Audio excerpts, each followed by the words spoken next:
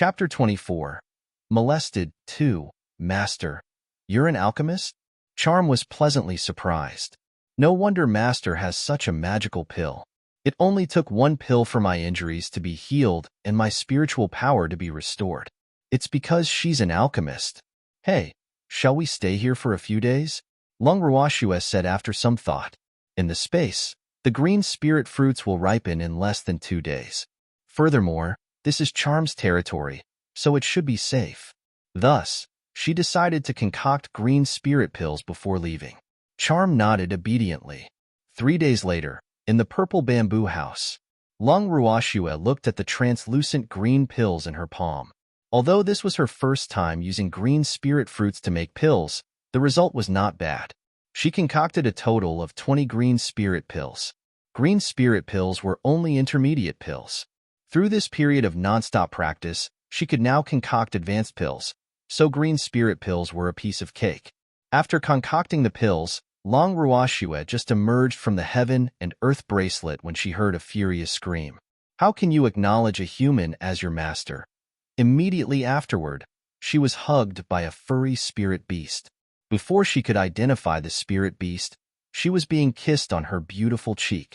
Am I being molested by a spirit beast? Being taken advantage of by a spirit beast was not something Lung Ruashue could take. She glared at the spirit beast, only to see a purple fox, a very beautiful purple fox. Around 2 meters tall, he had soft and smooth dark purple fur that glistened in the sunlight, and his silver eyes were sleek and shiny. He kept yelling, "So cute! So cute!" Purple foxes, known as the nobles among the fox race, were spirit beasts with the attributes of lightning and water. There were very few purple foxes, and they were highly sought after for their precious fur by the ladies and young misses of noble families. But purple foxes that could have their fur woven into clothing were not the most pure-blooded ones, but only purple-furred foxes from side branches. Although they were also called purple foxes, they were inferior. True pure-blooded purple foxes had to have silver eyes. Silver-eyed purple foxes were formidable high-level spirit beasts, and ordinary people did not dare to capture them. The purple fox before her was another high-level holy beast. He was slightly weaker than Charm and probably around level 8. Looking at his beautiful and exquisite dark purple fur, Lung Ruashue couldn't help but extend her hand and caressed it. His fur feels good, cool, soft, and smooth. You like me, don't you? Once since you touched me, you have to take responsibility for me, the purple fox, who had been caressed, said happily and shyly. The higher level the spirit beast, the more they liked beautiful things, so he liked this human. One what? I have to be responsible for him just because I touched him? How does that work? Lung Ruaksha's face was dark. Stop making trouble. Go back to your territory. Charm rescued Lung Ruashue from the purple fox's arms. This brazen cousin of his truly gave him a headache. Cousin, she's your master? The purple fox looked at Lung Ruashue with a glow in his eyes. Charm nodded and glared at his cousin to scram and not cause any more trouble. I want her to be my master as well. After speaking, he directly began contracting with her. Before Lung Ruashue could react, the golden contract array had already disappeared, and the contract had been established. Lung Ruashue looked speechlessly at the big purple fox. Why don't the spirit beasts I meet ask me for my opinion before contracting with me? Usually, others needed to pay beast trainers a large sum to tame and contract with a spirit beast. But her spirit beasts simply came knocking on her door. Was she just too lucky? Why did you want to contract with me? Lung Ruashue asked curiously. Because I like you, the purple fox said shyly. What kind of reason is this? You must be joking. However, because Baby had done so before, she was now used to spirit beasts contracting her without asking her opinion and was not that angry. One master, your spirit beast affinity is especially strong, but only pure-blooded high-level spirit beasts can feel it, Charm explained, implying that she might come across more of such spirit beasts in the future. All right, seems like I'm very attractive to spirit beasts. Lung Ruashue decided to let the matter rest. She took out a translucent green pill and gave it to Charm. Well, leave after you advance. Thank you, Master. Charm accepted the pill happily. He had been stuck at level 9 Holy Beast for a long time, and he could finally advance today. After looking at Charm running into the cave with the pill, Long Ruashue turned to the purple fox. "What's your name?" "I don't have a name, but Master can call me Darling," the purple fox said bashfully. A few drops of sweat rolled down Long Ruakshue's forehead. What kind of fox is this? How can there be such a narcissistic and thick-skinned fox? Okay, I'll call you Darling. Long Ruashue had no choice but to humor this one-of-kind purple fox. "My beloved master, your darling is back." Long Ruashue was grilling meat in the cave when she heard these cringy words coming from the distance. She looked up helplessly and saw the huge purple fox descending from the sky. The purple fox definitely couldn't fly. He had hopped down from a giant eagle. Yesterday, Darling knew that she wanted a flying spirit beast and volunteered to help her find one. As a result, Darling went out early this morning and soon brought back this eagle. "Wow, beloved master, you're so good to me. Grilled chicken is my favorite." He excitedly picked up the grilled chicken and began munching on it. "Be careful. It's hot." Long Ruashue reminded him before turning her eyes to the uncomfortable eagle standing there. What a mighty and majestic black-feathered eagle. The eagle stood towering over her. It was nearly 2 meters tall, and its wingspan probably reached 10 meters. Its golden eyes were fierce and sharp, and its pitch-black feathers were as sharp as blades. Moreover, it was a high-level holy beast and a relatively rare dark attribute spirit beast. "Are you willing to acknowledge me as your master?" Long Ruashue asked the eagle. The black-feathered eagle nodded its giant head. "Lil Purple said you're a good master, so I want you as my master." Chapter 25. Untitled. How can you believe whatever he says? What if he's lying to you? Long Ruashue asked. "This eagle is so naive. Lil Purple is my best friend. He wouldn't lie to me," the black-feathered eagle said foolishly immediately after. It contracted with her. 3 as the golden contract array disappeared. Long Ruashue felt the connection between her soul and the black-feathered eagle's. How can there be such an honest spirit beast? This doesn't match its mighty appearance. Long Ruashue couldn't help thinking. "Do you have a name?" Long Ruashue asked. Typically, high-level spirit beasts would have names, but it seemed that her spirit beast hadn't bothered with coming up with a name for themselves. "My friends call me Blackie." The black-feathered eagle scratched its head shyly. "I'll call you Quill from now on," Long Ruashue said after deliberation. Thanks for the name, Master," the black-feathered eagle said awkwardly but merrily. He knew that Blackie didn't sound good. 2 days later, Charm finally broke through and was now a divine beast. With the descent of the heaven and earth laws, Long Ruashue also felt the benefits her spirit beast's advancement brought her. The spiritual energy in her body was more abundant, but she did not advance to peak spiritual sovereign. Long Ruakshue's eyes lit up when she saw the stunningly beautiful man emerge from the cave. The man had an air of unmatched magnificence and elegance, looking pure and charming. His purple eyes were bright and deep, and his hair was a beautiful silvery white. It was hard to imagine that a spirit beast would become such a beautiful man after transforming. Such a man would definitely make any woman feel inferior. "Master." Charm approached Long Ruashue, his deep, purple eyes gazing at her gratefully. "Very good," Long Ruashue said. "Beloved master, your darling will be more beautiful when I advance to Holy Beast," Darling proclaimed narcissistically. 2. Long Ruashue cringed and directly sent him into the heaven and earth bracelet. "Woo woo woo. Master doesn't love Darling anymore." "Charm, is he really related to you?" Long Ruashue asked doubtfully. How can the 2 foxes be so different? Charm nodded helplessly. He knew that his cousin was ridiculous and narcissistic. "Charm, let's go," Long Ruashue said. Charm nodded. He looked at this place where he had lived for hundreds of years, one last time sentimentally, and then left with Long Ruashue. "Master, we should be approaching the territory of the Silver Wolf tribe soon." Charm had transformed into a palm-sized snow fox and was lying on Long Ruakshue's shoulder. Silver wolves preferred to live in large groups and were the smartest, prettiest, fiercest, and mightiest among the wolf race. Moreover, every silver wolf was born an advanced spirit beast. Therefore, no human nor spirit beast dared to provoke the silver wolf tribe in the illusionary forest, for their revenge was absolutely relentless. Long Ruashua had been in the illusionary forest for a while, and was clear that every high-level spirit beast had its own territory. Charm, would the Silver Wolf King think we're here to fight over their territory? Long Ruashua asked curiously. Although Charm had transformed to look like a spirit beast cub to avoid humans from seeing his level, high-level spirit beasts were very sensitive. Master, high-level spirit beasts won't attack spirit beasts that enter their territories unless they've infringed on their authority, Charm explained. Spirit beasts with their own territories were highly intelligent, so they wouldn't behave so barbarically. That's good. Long Ruashua had a good impression of spirit beasts like wolves. Beloved Master, Darling wants to be by your side. Woo woo woo. Let Darling out.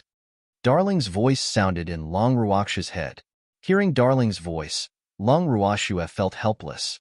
She had locked Darling away in the heaven and earth bracelet for quite some time, so the lively purple fox should be bored to death. With this thought, she let Darling out. Darling immediately transformed into a small fox and hopped onto Long Ruash's other shoulder. His fluffy face rubbed against Long Ruash's face affectionately. Beloved Master, Darling missed you so much. Long Ruashua chose to ignore his cringiness. The one human and two foxes entered the Silver Wolf tribe's territory and found a meadow to be their campsite. The two small adorable foxes swiftly set up the tents that were many times their size, and then prepared the rabbit meat Long Ruashua took out for dinner. Long Ruashua started a fire and began grilling the rabbit meat. The two foxes lay her side and waited quietly. When the rabbit meat was almost ready, Long Ruashua took out the seasonings she had prepared and sprinkled a pinch on the meat. Its fragrance quickly wafted far and wide. This rabbit was called a wind rabbit. Although it was a low-level spirit beast, it was nimble and elusive. But its meat was delicious, and her gluttonous spirit beasts had caught many of them. She added some more seasonings while grilling the rabbit meat, bringing it even closer to perfection. There were very few seasonings in this world. However, she found many herbs suitable for making seasonings in the illusionary forest, as well as a few wild peppers and chili. They made her, who loved spicy food, elated. She directly planted them in the fields in the heaven and earth bracelet and had already harvested a lot. Long Ruashua distributed the grilled rabbit meat to Charm and Darling and even let Quill and Blaze out. She also fed Qingju, who couldn't leave the heaven and earth bracelet, a rabbit thigh. She then took out some fish from the bracelet to grill. Too, seeing the little beasts around her eating joyfully, Long Ruashua felt content. When she looked up, she inadvertently spotted an adorable palm-sized silver wolf standing not far away. Its big eyes glistened as it looked at her curiously and timidly, clearly wanting to come over but not daring to. It must be a silver wolf cub. Long Ruashua beckoned to the little guy, and it unexpectedly bolted over. Long Ruashua picked a rabbit thigh that was not too spicy and handed it to the little wolf.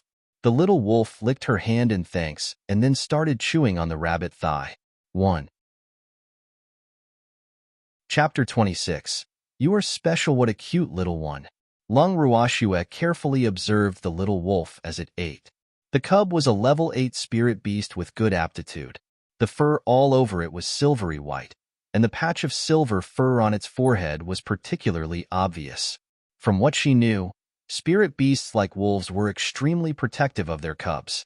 So she released her divine sense and unsurprisingly found 2 adult silver wolves in the bushes not far away. It seemed that the origin of this little fellow was not simple. After eating, the little wolf left. The next morning, when Long Ruashua had just cooked breakfast, the little wolf returned. Looking at the uninvited little wolf, she generously offered it breakfast. She even let it play with Blaze, and the 2 little fellows quickly got along. She was happy that Blaze finally had a playmate. After all, Blaze was still a child, and Baby, the only other child around her, refused to play with him. Just like this, the little wolf came back every morning and left at night. But after a few days, the little wolf's parents came. Just after Long Ruashua harvested some nearby herbs and returned to the temporary camp, she saw a large silver wolf waiting for her. She looked at the silver wolf. She had already been here for a few days and seen many silver wolves, but this was the largest and mightiest one so far. This silver wolf was a level 6 holy beast, and its silver eyes were as keen as daggers. It had a coat of luxurious fur and also a patch of silver on its forehead that was exactly the same as the little wolf's. In addition to being the little wolf's parent, it was probably the Silver Wolf King here. While Lung Ruoxue was looking at the Silver Wolf King, the Silver Wolf King was also looking at her. This human. I heard from many subordinates that my son looks for her every day. Even I don't see my son as much as this human. Thinking of this, the Silver Wolf King felt a tinge of jealousy. In fact, from the moment Long Ruoxue set foot on his territory, he already knew. However, all she did was pull out weeds every day or practice spiritual skills with his subordinates. She even took good care of his son. Besides, she didn't do anything to harm the Silver Wolf's tribe, so he didn't mind her. But as more and more of his subordinates praised her, he couldn't help but become a little curious. It had to be known that spirit beasts, especially high-level ones, loathed humans. In their eyes, humans were greedy, hypocritical, and shameless. Moreover, silver wolves were very proud spirit beasts. For this human to gain the approval of so many of his subordinates, it was a testament of this human's uniqueness. It seemed that she was different from other humans. I am Concord, the king here. The Silver Wolf King introduced himself. Long Ruoxue.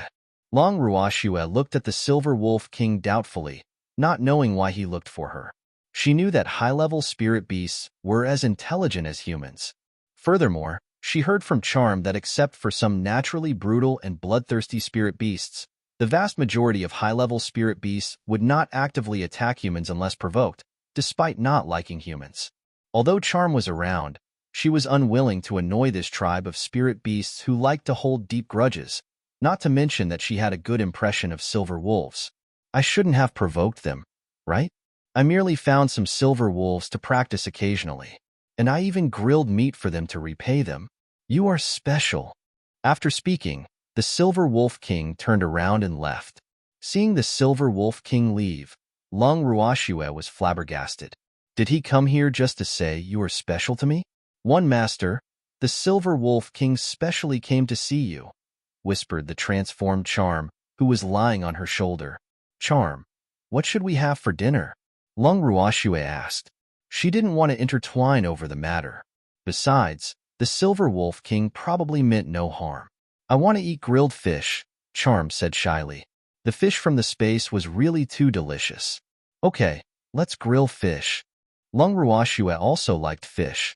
From the Heaven and Earth bracelet, she took out a few large fishes that each weighed 5 kilograms. Charm took the initiative to clean them, and Long Ruoxue released Darling to help. After the preparations were finished, guests came. Long Ruoxue looked at the little wolf who came every day. This time, he was not alone. By his side were 2 silvery white wolves. One of them was the Silver Wolf King she had just met, and the other was slightly smaller than the Silver Wolf King and was a level 3 holy beast. If she was not mistaken, it should be the queen of the Silver Wolf tribe, the little wolf's mother. It seemed that the family of 3 were here for a meal. Long Ruoxue helplessly took out a few rabbits from the Heaven and Earth bracelet, the smallest of which weighed about 5 kilograms. This should be enough. Fortunately, I taught Charm how to grill meat. Otherwise, I would be seriously exhausted. The family of 3 had a very satisfying meal, and from then on, they frequently came for meals. Furthermore, Long Ruoxue gained a better sparring partner. Long Ruoxue looked at the sword with a thin and sharp blade in her hand. It was a spirit artifact that she had refined herself. Although she was not too satisfied, she could make do with it for now. After all, although spirit artifact-grade weapons were not the best on the Lingfeng continent, they were not bad. Holding the sword, Long Ruoxue stood opposite the Silver Wolf King and was ready to begin sparring. "Concord, you're not allowed to go easy on me, or else I won't give you any food," Long Ruoxue reminded. She didn't dare to let her own beasts be her training partners, lest they became hurt. Even if she did, she wouldn't go all out. Thus, she could only find the lower-level silver wolves. But they were not on par with her individually, and the training effect wasn't much, so she would request to fight with a few dozen at once. The Silver Wolf King was different, as he was a level 6 holy beast, which was equivalent to peak spiritual sovereign. In fact, he was only slightly stronger than her, so he was definitely the best sparring partner. Furthermore, he was very experienced in combat, which allowed her to learn a lot. Of course I want, the Silver Wolf King said seriously. Then let's begin. Long Ruoxue initiated attacking. Her sword flashed as she charged forward. Her sword technique was called Meteor Sword Technique, a technique that was part of the heaven-defying art. This sword technique was known for the sword beams that would shoot out from all directions like shooting stars, making it difficult to defend against. Whether it was single or group combat, the strike to the enemy would be fatal, and if she infused her spiritual power into the sword, it would absolutely be a finishing blow. Chapter 27. My life is yours from now on. The Silver Wolf was of the wind attribute, extremely fast, and rich in combat experience. They were at a stalemate after dozens of rounds of fighting, and no one could overpower the other. After a while, the beast and human stopped their showdown. "Tai," Long Ruoxue said. "You won," the Silver Wolf King said. The woman and beast spoke almost simultaneously. But the Silver Wolf King knew that he had actually lost because Long Ruoxue had not infused spiritual power into her sword moves. If she had infused spiritual power, he would have been seriously injured even if he did not die. "Wow, beloved master, you are great." The transformed darling rushed into Long Ruoxue's arms and kissed the beautiful face of his favorite master, taking advantage of her in the meantime. Long Ruoxue glanced at Darling and touched his head. She was now a bit accustomed to Darling taking advantage of her. "Master, there are sounds of fighting in front," Charm reminded her. "Where?" Long Ruoxue had been staying in the Silver Wolf tribe's territory for quite some time, but she had gathered almost all the herbs she could in the Silver Wolf tribe's territory, so she planned to go farther today. "It doesn't sound too far away. Shall we take a look?" Charm asked. "Let's go," Long Ruoxue said. She could learn from watching others' battles sometimes. What a huge snake! Before getting close, Long Ruoxue saw a dull yellow snake about 100 meters long and 10 meters thick. "Is this an earth python?" The earth python was an earth attribute spirit beast that was good at defense and had very tough skin, but its meat was very tender. It was a rare delicacy. This earth python was a level 3 holy beast, and its strength was around that of an intermediate spiritual sovereign. Its thick skin coupled with its defenses would give even a level 9 holy beast a tough time when facing it. Long Ruoxue slowly approached and saw the situation in front of her clearly. The thick body of the earth python was curling around a man. Although the man was already entangled by the earth python and was almost choking to death, the short sword in his hand still kept piercing the earth python's body. It was obvious that the man was persevering with sheer willpower. If he wasn't strong enough, he would have become the python's food. Not far away from them, there was a black leopard covered in blood and wounds. It was a shadow leopard, a level 9 spirit beast. It had the attributes of darkness and wind, which was very rare, allowing it to be good at stealth and be fast. It was obviously about to perish, but still jumped onto the python to attack it with its sharp claws. But such attacks were just like tickles to the python. It was clearly a one-sided battle. "Shadow, quickly run away." "Leave me," shouted the man, who was about to be suffocated by the earth python. "Master, I won't go. I have to save you," that black leopard named Shadow said stubbornly. Long Ruoxue looked at the interaction between them, and she couldn't help feeling a little moved. She might have been born cold-blooded. She was not a saint, nor did she want to be a saint. She wasn't meddlesome and hated trouble, especially in this dangerous forest where there were deaths every day. Since you were taking risks, you had to be prepared for death. Furthermore, the law of nature was the law of the jungle. Therefore, she did not intend to save them at first, but now she wanted to save them. It was undeniable that it was the strong bond between the master and the beast that had moved her. She herself was someone who loved spirit beasts, so for the sake of the strong bond between them, she couldn't watch them die in front of her. Thinking of this, Long Ruashue shot powerful fire attribute spiritual power at the earth python like a bolt of lightning, directly hitting its vital spot and killing it with a single blow. After she cultivated the heaven-defying art, the effects of her heavenly spiritual skills had increased several times. Otherwise, it would have been impossible to kill the earth python, which was known for its defense, in one attack just now. Shadow, wake up. Don't leave me. The man, who just escaped from the python, knelt on the ground and hugged the unconscious black leopard while weeping bitterly. Lung Ruashue sighed. All right, I will do good to the end. She took out a pill and stuffed it into the black leopard's mouth. It did not take long for the unconscious and wounded black leopard to wake up. Master! The Black Panther looked at its master, who was already safe, and licked his face happily. Shadow, you're all right. Great. The man looked at Shadow excitedly. Although there were bloodstains on its body, its injuries were all healed. At this moment, he remembered he hadn't thanked their savior yet, and felt that he was being a little rude. Thank you for saving me and Shadow.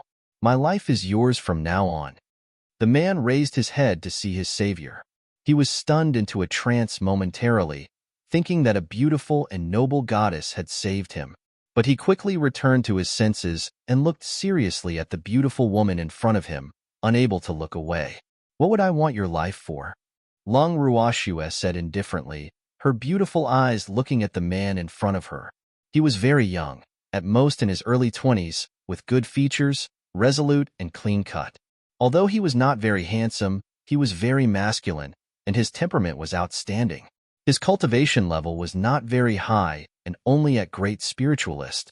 I can do anything as long as you ask me to, that man said resolutely. Really? Even if I ask you to murder, set fires, rob houses, and other things against your conscience? Lung Ruashue deliberately asked. She could see that this man was a firm and upright person. This person could become a trustworthy partner who would not betray her. However, she wanted to know how far he would go and whether or not he was qualified to be her partner. She did not want someone pedantic who was not pragmatic and flexible to be her partner. Yes, I will do anything you ask of me, even if it goes against my conscience. He had almost died once and was only alive now thanks to her life-saving grace.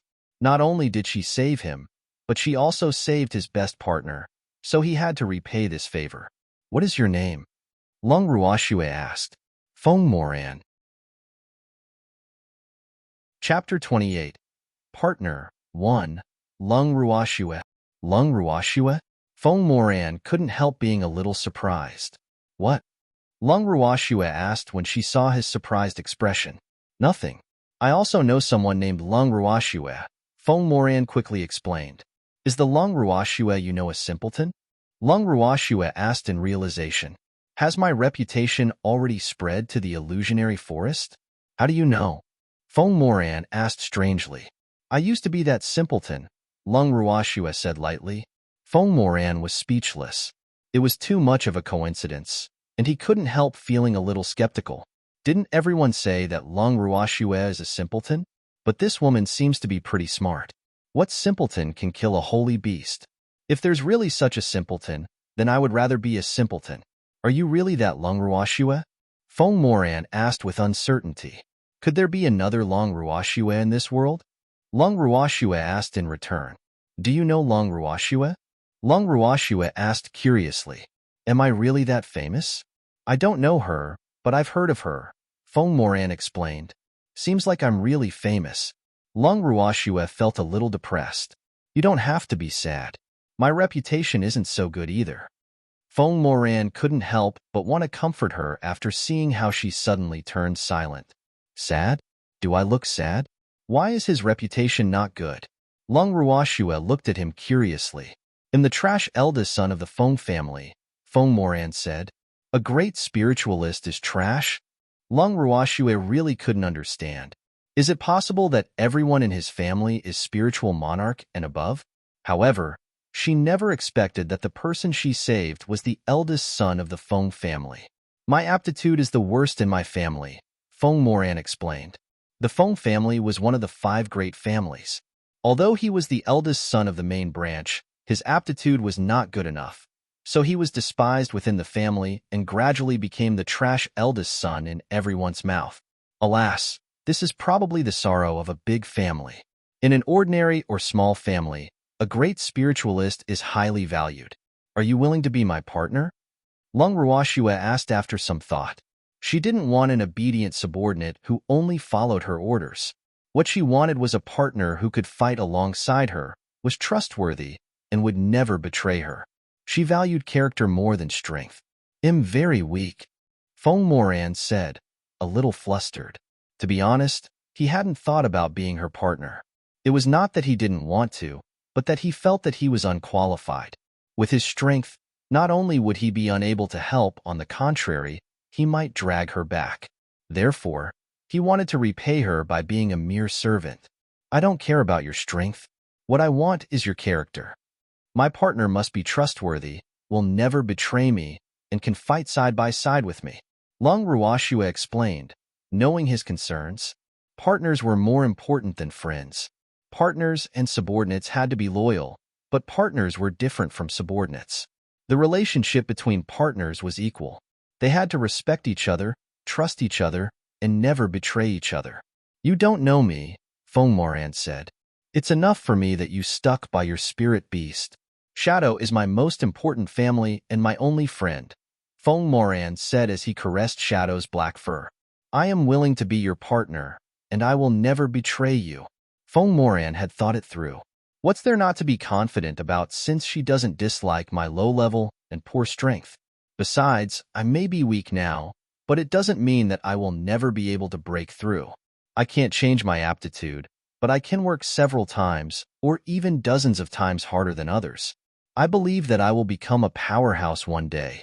Okay, then from now on, you are my partner.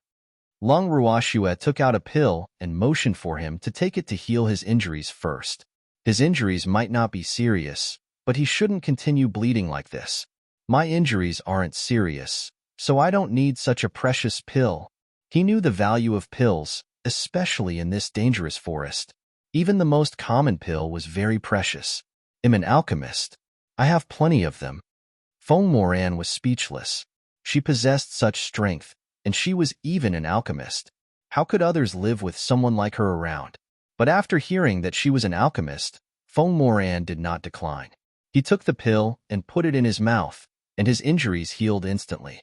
"I'm going to change my clothes." Feng Moran looked at his tattered and bloody clothes, a little embarrassed. "Change later. It's getting dark, so let's leave this place first," Lung Ruoxue said. Of course, she did not forget to put away her spoils before leaving. "But the smell of blood on my body will attract other spirit beasts." Feng Moran was somewhat concerned. "Just as well. I can use them as opponents," Lung Ruoxue said lightly. "Schwer, where are we going?" Feng Moran looked at Lung Ruoxue and asked after they walked for a while. "The Silver Wolf Tribe's territory? It's too dangerous.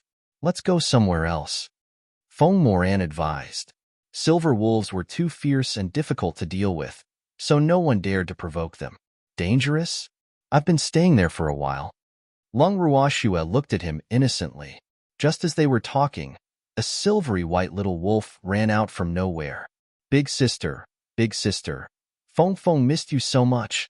Feng Moran looked at the silvery white little wolf in a daze. He was rubbing Lung Ruoxue's calf with pride and kept calling her big sister. Is this a silver wolf cub?" He knew that silver wolves were very protective of their children. So many people said that it was better to provoke an adult silver wolf than to provoke their children because the revenge of silver wolves was really too terrifying. But this little wolf obviously knew Schwer, which made him a little dumbfounded. Chapter 29. Partner 2. "You're being naughty again," Lung Ruoxue said helplessly while holding up the little wolf. This little fellow was very naughty, not allowing others to be worry-free. "He is Infeng, the child of the Silver Wolf King," Lung Ruoxue explained. She was the one who gave the little wolf his name. No wonder Schwer dares to camp in the Silver Wolf Tribe's territory. Alas, I shouldn't compare myself to her. Apart from her, no dares to live there. Feng Moran couldn't help sighing. "Big sister, who is he?" Little silver wolf Feng Feng's beautiful silver eyes looked at Feng Moran curiously. He is Big Sister's new partner. Feng Feng can call him Big Brother, Lung Ruashue coaxed. This little silver wolf was a very cute and likable little fellow. Big Brother, Feng Feng called out obediently. Good. Feng Moran stretched out his hand and gently caressed the cute little silver wolf's head. However, he couldn't believe it. An uncontracted spirit beast actually addressed him as Big Brother. It was all very surreal and bizarre. Probably no one else other than Schwer had such an experience. Big Sister, what delicious food will you make for Feng Feng today? Feng Feng asked curiously while looking at Long Ruashue with his bright silver eyes. You'll know later, Long Ruashue said. What a glutton.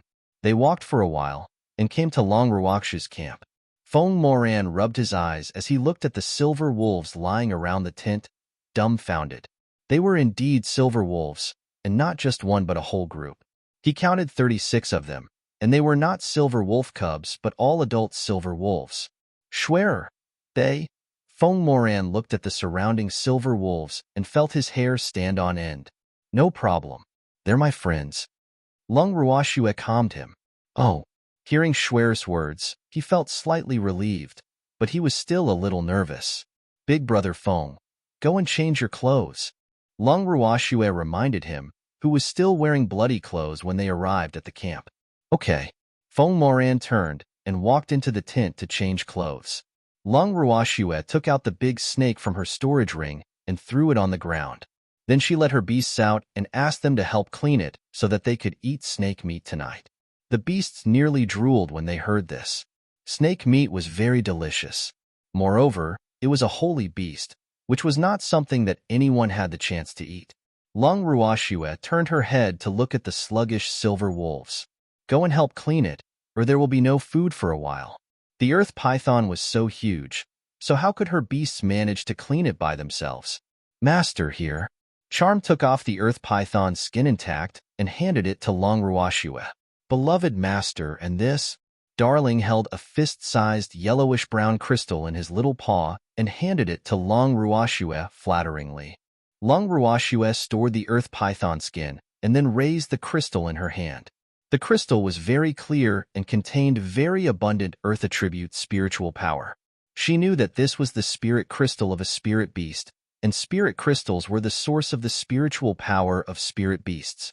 The spiritual power of spirit beasts was stored in spirit crystals, and spirit beasts could directly absorb the spiritual power inside. However, relatively speaking, the effect of direct absorption by spirit beasts was better than that of humans. Humans usually used spirit crystals to gather spiritual power. A perfect holy beast-level spirit crystal like this was absolutely valuable. After changing his clothes, Feng Moran emerged and saw the huge earth python lying on the ground. The silver wolves were using wind blades to cut the flesh of the earth python into pieces while Schwer was making a fire. Schwer, are you planning to eat this earth python? Feng Moran asked, slightly surprised. Yes. Schwer, do you know the value of this earth python? He guessed that she might not know the preciousness of this holy beast. I heard the earth python meat is very delicious, so I want to try it, Lung Ruashue replied. Well, it's delicious, but it's also very expensive. Like this big one, it can sell for hundreds of thousands of amethyst crystals, Feng Moran explained. He had only eaten earth python once when he was very young. Although it was merely a small piece, the deliciousness was unforgettable for life. Moreover, that was only an advanced spirit beast. The meat of this holy beast earth python would definitely be more delicious. Lung Ruashue did not expect this earth python to be so valuable. The main currency of this world were gold coins and amethyst crystals.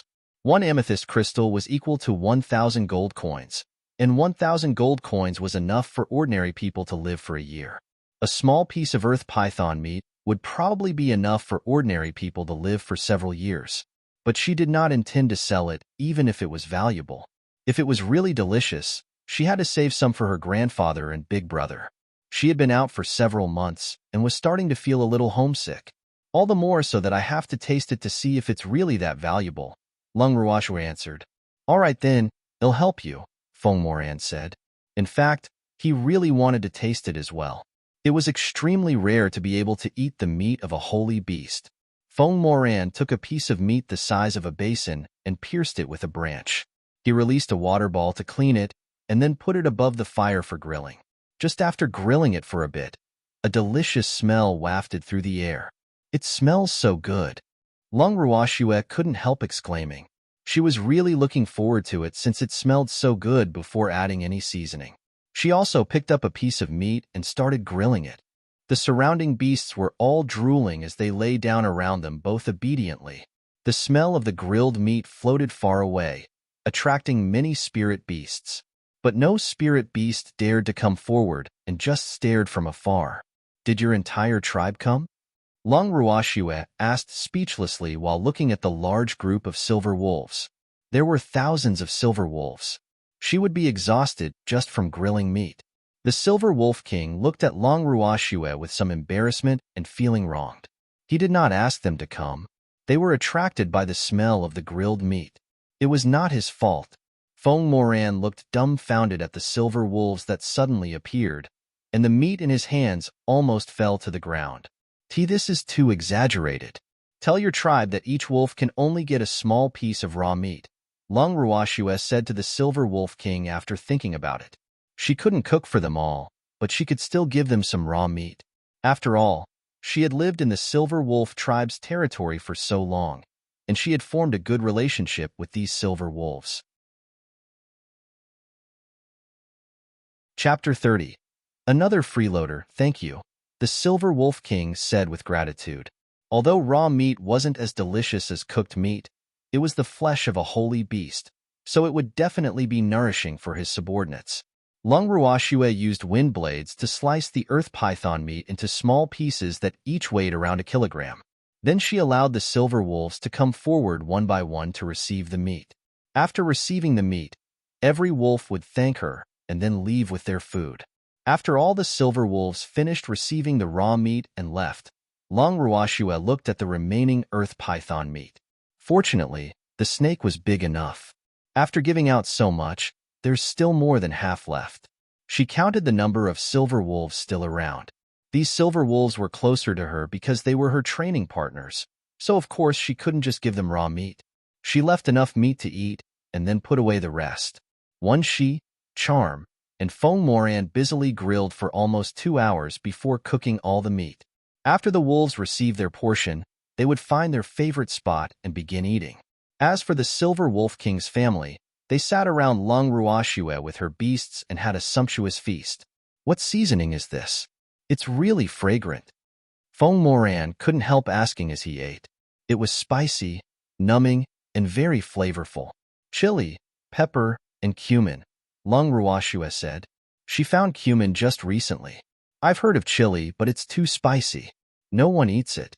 "I'm not too sure what pepper and cumin are," Feng Moran said in puzzlement.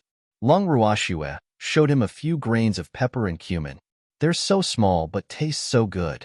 "Amazing." Feng Moran was surprised. "The meat smells so good. May I have a piece?" A pleasant male voice suddenly sounded. Yet another freeloader. This was Lung Ruoxue's only thought after hearing these words. Once she looked at the source of the voice and saw a man of noble temperament and extraordinary bearing.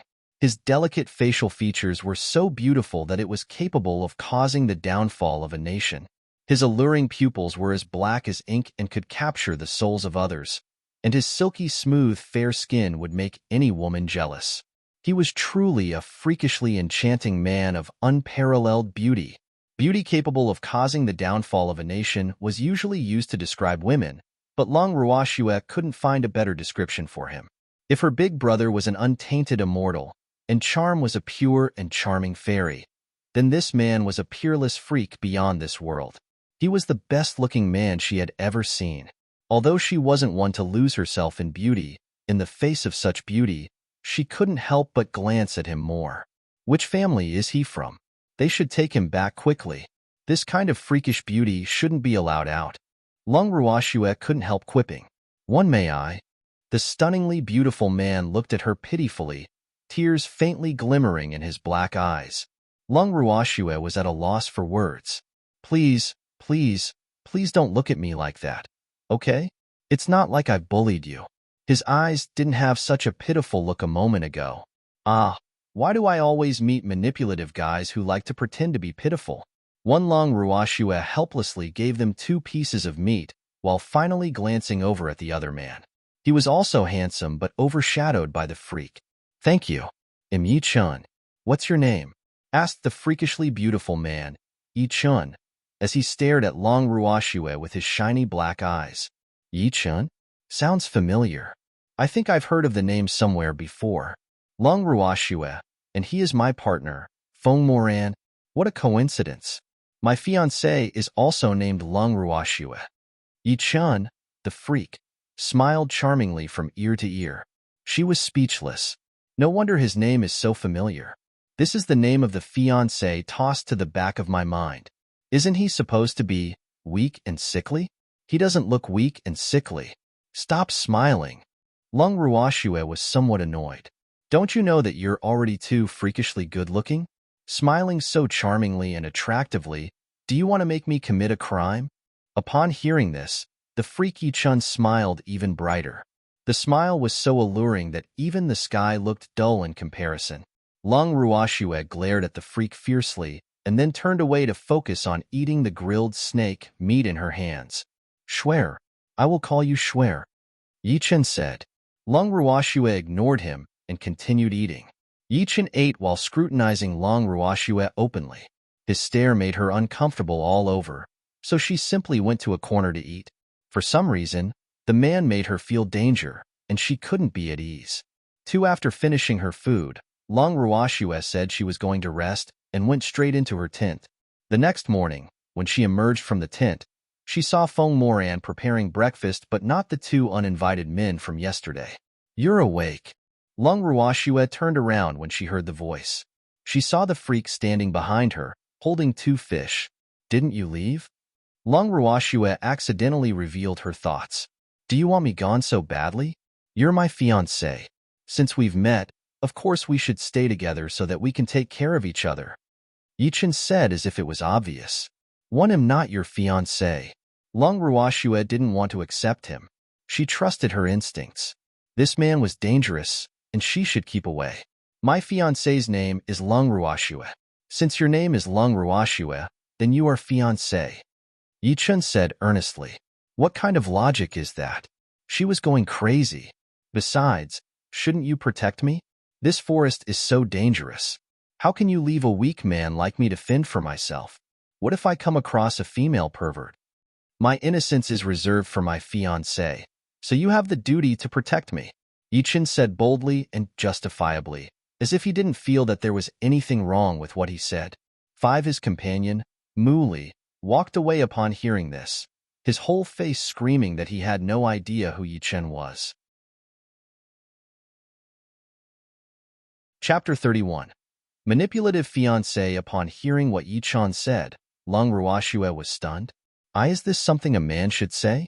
Protect this freak from female perverts? If you're so scared, why are you going out and wandering around? Although she couldn't see this freak's strength, his companion was an advanced spiritual sovereign. I also need protection, so, Long Ruashue actually wanted to say that she couldn't protect him, but before she could finish, he interrupted her. That's even better. I'll protect you, and you'll protect me. We'll protect each other. Yi-chun smiled brightly. Long Ruashue felt helpless. She could tell that the man was planning to rely on her. Schwer, I've prepared breakfast, Feng Moran said. Okay. Long Ruashue decided not to intertwine over the matter. If he wants to rely on me, there's nothing much I can do.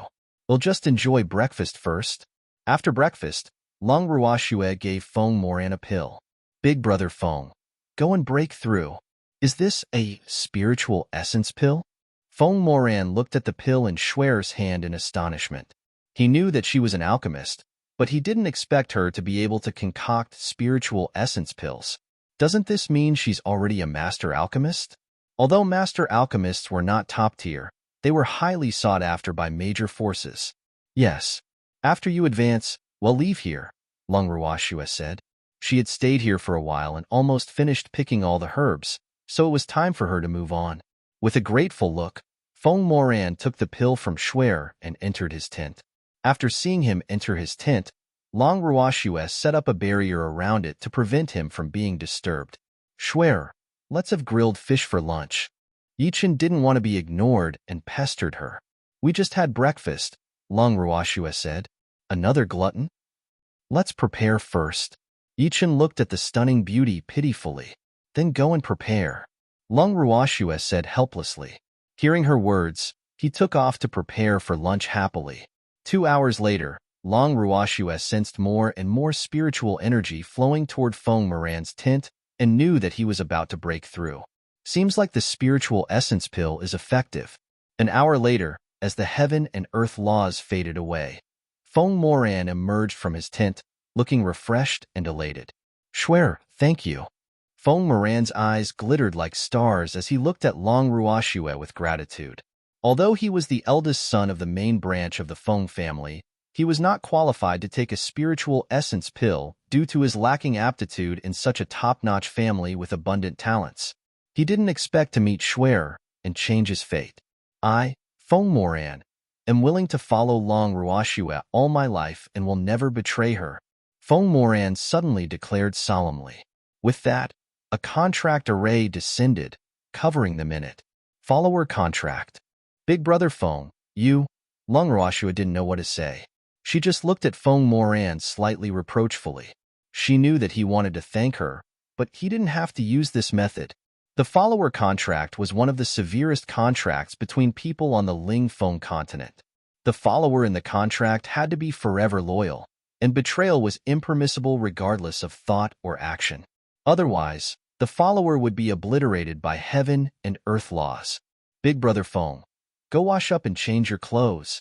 Seeing that things had already unfolded like this, Long Ruoxue knew that it was meaningless to say anything else. But she knew that she couldn't only treat Feng Moran as a partner anymore, but also as a family member. Feng Moran looked down and realized that a grayish-black substance giving off a peculiar smell was covering his body. He blushed and hurried to the nearby river to wash up. It seems that adding jade elixir to spiritual essence pills has the effect of remolding the body. Jade elixir was a spiritual liquid produced by heaven and earth, and it had the effect of remolding your body and changing your physique.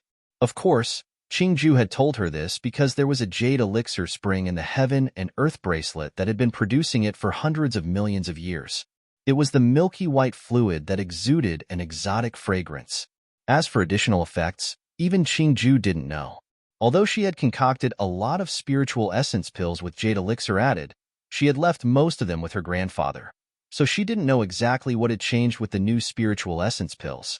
However, she knew that the effect was definitely better than the original. Is this me? After washing, Feng Moran looked in disbelief at his smooth and supple skin. Hey, why are you in a daze there? Darling, who came to look for him, yelled impatiently. Isn't it just slightly fairer skin and a better complexion? Why are you overreacting? If you follow my beloved master, things like these will happen all the time.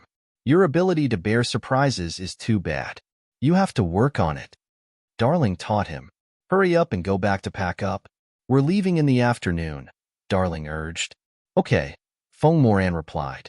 Seems like I really have to work on my ability to bear surprises. Woo woo woo. Big sister, Feng doesn't want you to go. The little silver wolf cried in Long Ruoxue's arms, his beautiful fur wet with tears. Feng, you have to be obedient, and don't be naughty, okay? Long Ruoxue coaxed him. She was also reluctant to part with this little guy, but she could not bring him along. After all, he still had a family and an entire tribe. Long Ruoxue passed the little wolf back to the Silver Wolf King and handed him a bottle of green spirit pills. Thank you. The Silver Wolf King knew that this human was an alchemist, so he did not decline. After accepting the pills, he gave her a white fong. Long Ruoxue looked at the fong in puzzlement. It was roughly the size of an adult's palm, translucent and milky white, and slightly warm to the touch like jade. This is the token of us wolves. Having it with you, you will be regarded as the most honorable guest of the wolves in any forest, the Silver Wolf King explained. Chapter 32. I want to marry you, thank you, Lung Ruashua said. The wolf race was the biggest spirit beast race in the forests. Having the friendship of the wolves would definitely be very helpful for their training in the forests. After bidding farewell to these lovable silver wolves, Lung Ruashua and the others left their territory under the reluctant gazes of the wolves. Schwer, here. Eat this. Yichen passed her a grilled fish. They had left the Silver Wolf tribe's territory for a few days, but her spirits were still down, so he was worried about her. He really wanted to go and capture some silver wolves to contract them with her. Thank you. Lung Ruashua accepted the fish and took a bite. Suddenly, a piercing wolf's howl resounded. What was that? Lung Ruashua asked Charm, who was lying on her shoulder. A signal for the wolves to gather, Charm explained. Humans might not understand the howls of spirit beasts, but other spirit beasts could. Oh. Just as Lung Ruashua was about to continue asking, a mercenary team of roughly a dozen people approached them. Greetings, everyone. It's getting late, and we can't find a suitable place to camp. Can we share this place with you? A man in his 40s asked politely. He should be the leader of this team. If I said no, would you leave? Yichen said with a faint smile. They look calm on the surface, but there's a panic in their eyes. They must have gotten into some trouble. Wanting to share the camp is fake.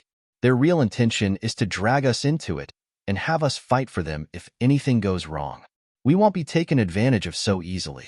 Moreover, trouble that an intermediate spiritual sovereign can't solve is definitely big trouble.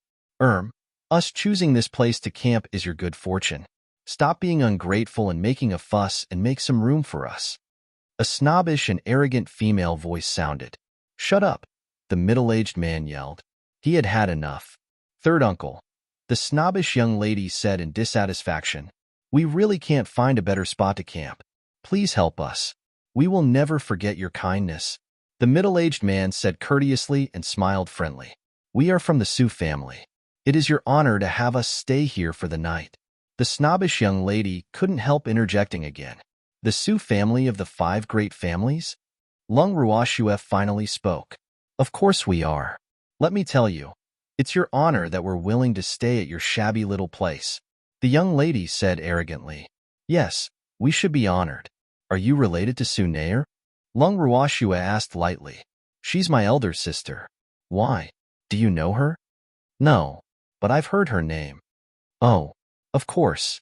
My sister is second on the Ling Feng Continent Beauty Rankings, and many people know her, the young lady said arrogantly, as if she herself was second. All right, let them stay. Lung Ruashua looked at Yichen and then went back into her tent. You can stay, but don't stay too close to us, Yichen said coldly. The Sioux family? Thank you. The middle-aged man thanked them and then organized his group to set up camp. The snobbish young lady didn't have anyone around her now, and she looked around curiously. Liner, don't wander around, the middle-aged man warned. I know, Sue Liner said impatiently, but her eyes kept looking around. What's so good about this place? Why does third uncle insist on camping here? Suddenly, Sue Liner's gaze stopped, and she couldn't move her eyes away. What a beautiful man. Although he's standing in a dark corner, his brilliance can't be covered. He was the best-looking man she had ever seen, and her heart was racing. It was as though only she could see this peerlessly beautiful man in the world. I want to marry you. With starry-eyed infatuation and a love-struck gaze, Sue Nair dashed to right in front of Yichen. There was even some dubious liquid flowing at the corner of her mouth.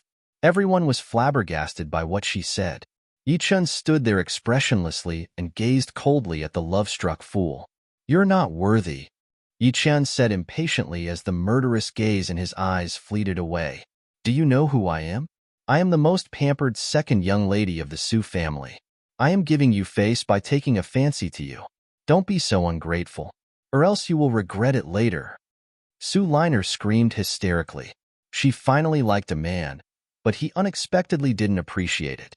Not far away, Mu Li and Feng Moran watched this ridiculous scene, flabbergasted. What is this? Not to mention the two of them. Even the mercenaries who came with Sue Liner felt a little embarrassed. They couldn't understand how she could behave like this in this critical and perilous situation.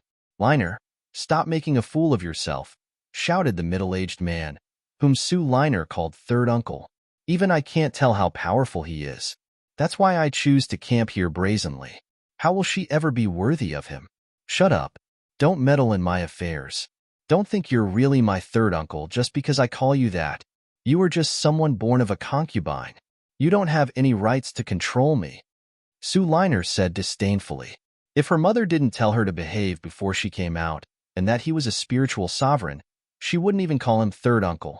But he actually thought that he really was her elder, and he had been ordering her around and criticizing her all along the way, trying to manage everything. She had long been displeased with him. You! The middle-aged man almost fainted from anger. The Sue family truly taught you well. Worthy of being one of the 5 great families. Long Ruashue walked out of her tent when she heard what they said.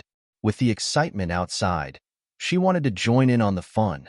Who are you to say that? Sue Liner was agitated when she saw the stunningly beautiful woman capable of causing the downfall of a nation. Although Sue Liner knew that she wasn't as attractive as her sister, Sue Nair, she was still very confident about her beauty. But this woman was even more beautiful than them. Rather, she was even more beautiful than Shui Shinran, the first beauty of the Lingfeng continent. She was already very upset by the fact that Shui Shinran was more good-looking than them, but now there was an even better-looking one. They couldn't do anything to Shui Shinran, but couldn't she do something about this woman? Chapter 33. It's exactly you that am hitting. Wife, someone wants to snatch your man. You have to protect me. Yichin immediately looked at Long Ruashue pitifully when he saw her come out of her tent. One Long Ruashue glanced at him and then ignored him. After spending a few days together, she had become familiar with his tasteless words and behavior. Wife. Sue Liner looked at Long Ruashue with even more jealousy. Then she must die. Suddenly, a group of silver wolves approached and surrounded them. The mercenaries, who were petrified ever since seeing Long Ruashue, suddenly returned to their senses when they saw the silver wolves. We still couldn't run away? They really hated the arrogant Sue family's young lady. They were just mercenaries and only here for money. But none of them wanted to risk their lives for that little amount of money. Long Ruashue looked at the silver wolves in confusion. What are they doing here? The tall silver wolf king emerged from the group. His furry face was elated when he saw Long Ruashue. He turned back and barked softly. The wolf queen also emerged while holding a group of bloody flesh in her mouth. She walked to Long Ruashue and tearfully lowered the group of badly mutilated flesh in front of her. Long Ruashue looked at the barely recognizable group of bloody flesh and was heartbroken. Its little Feng Feng, the others, including Yi Chun, crowded over. Although they hadn't spent much time with the little wolf, all of them really liked the adorable little guy. Everyone felt heartbroken seeing him like this. Long Ruashue squatted in front of Feng Feng and checked his breath with her fingers. He was still breathing but extremely weakly. Without hesitation, she took out a pill and stuffed it into the little wolf's mouth. Then she looked up at the Silver Wolf King. What happened? Long Ruashue asked angrily. It's them. The Silver Wolf King stared daggers at Sue Liner and the group of mercenaries. You did this? Long Ruashue looked at them coldly. She had not been so angry ever since coming to this world. Yeah, so what if I did? I liked it and wanted it to be my spirit beast, but it refused. Sue Liner said in annoyance. In her mind, she always believed that anything she wanted had to be hers. If she couldn't obtain it, she would rather destroy it than let anyone else get it. She didn't feel that she was at fault at all. The people of the Sue family are truly overbearing. Long Ruashue said scornfully. What she despised the most were the unreasonable and rampant children of the rich and powerful who did whatever they wanted just because of their background. Big sister, Feng Feng finally found you.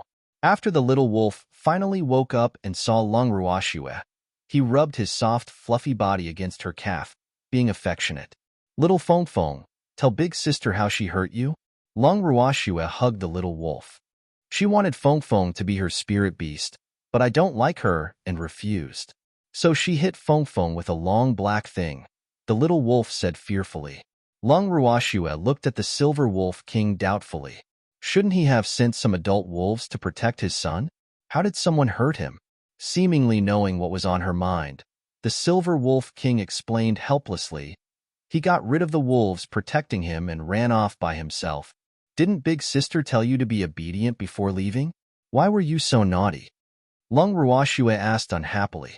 Feng Feng missed Big Sister and wanted to find Big Sister. The little wolf said aggrievedly with tears welling up in his silver eyes. After hearing this, Lung Ruoxue was unwilling to blame him. Instead, she moved her gaze to Su Liner. Black? Is it that whip? Seeing the black whip coiled around Su Liner's waist, she dashed forward and grabbed the whip. Give it back to me. Su Liner screamed furiously as she bolted at Long Ruoxue. It was her favorite weapon. Long Ruoxue gently raised her hand, and a stream of fire attribute spiritual energy instantly blasted Su Liner away. How dare you? The Su family won't let you go. After being knocked to the ground, Su Liner shrieked hysterically, despite her disheveled appearance. Obviously, she hadn't understood the situation yet, and didn't know her life was in someone else's hands. Lung Ruoxue did not bother to look at her again, and instead raised the whip to scrutinize it. It was an advanced, treasured artifact. The whip was entirely black and full of barbs, and it was probably made from the tendons of a spirit beast. Although treasured artifacts were the lowest grade of armaments, the barbs on the whip were deadly enough to kill spirit beast cubs. Little Feng Feng, did this woman hit you with this? Lung Ruoxue asked. Yes. The little wolf nodded in fear. Upon hearing this, Lung Ruoxue raised her hand and whipped Su Liner. Aha! How dare you hit me? I won't let you off. I'm going to kill you. Su Liner rolled on the ground in pain, but she still kept shouting threats. It's exactly you that am hitting. Pa, pa. The whip left strips of bloodstains on Su Liner's body with each strike. Aha! Third uncle, save me. Su Liner screamed in pain. The middle-aged man looked at Su Liner in exasperation. Humph. Now you think him your third uncle. However, it was not that he didn't want to save her, but that he couldn't. He couldn't move at all now. Miss, if you treat someone from the Su family like this, the Su family won't forgive you, the middle-aged man said, implying that the Su family would never let her off. This miss hates being threatened the most, Long Ruoxue said indifferently and whipped harder. Concord, I'll leave them to you, Long Ruoxue said to the Silver Wolf King. If not for her, the Silver Wolves would have already torn them into pieces. The Silver Wolf King nodded, and the wolves gradually closed in on these humans. Su Liner, covered in wounds, the middle-aged man, and the dozen or so mercenaries looked at the thousands of silver wolves surrounding them and were terrified. However, they knew that there was no escape from the vengeance of the silver wolves. The wolves swarmed around them, each of them bearing their sharp fangs menacingly. Chapter 34. Blazing Flame Mercenary Group, you can't do this to me. I'm the most favored second young lady of the Su family. Su Liner yelled, but her voice became weaker and weaker until nothing could be heard anymore. One after they got rid of Su Liner and her third uncle, their eyes turned to the dozen or so mercenaries. Captain, what should we do? A mercenary stammered. Wait for death, the captain said sadly. They would not be able to run away.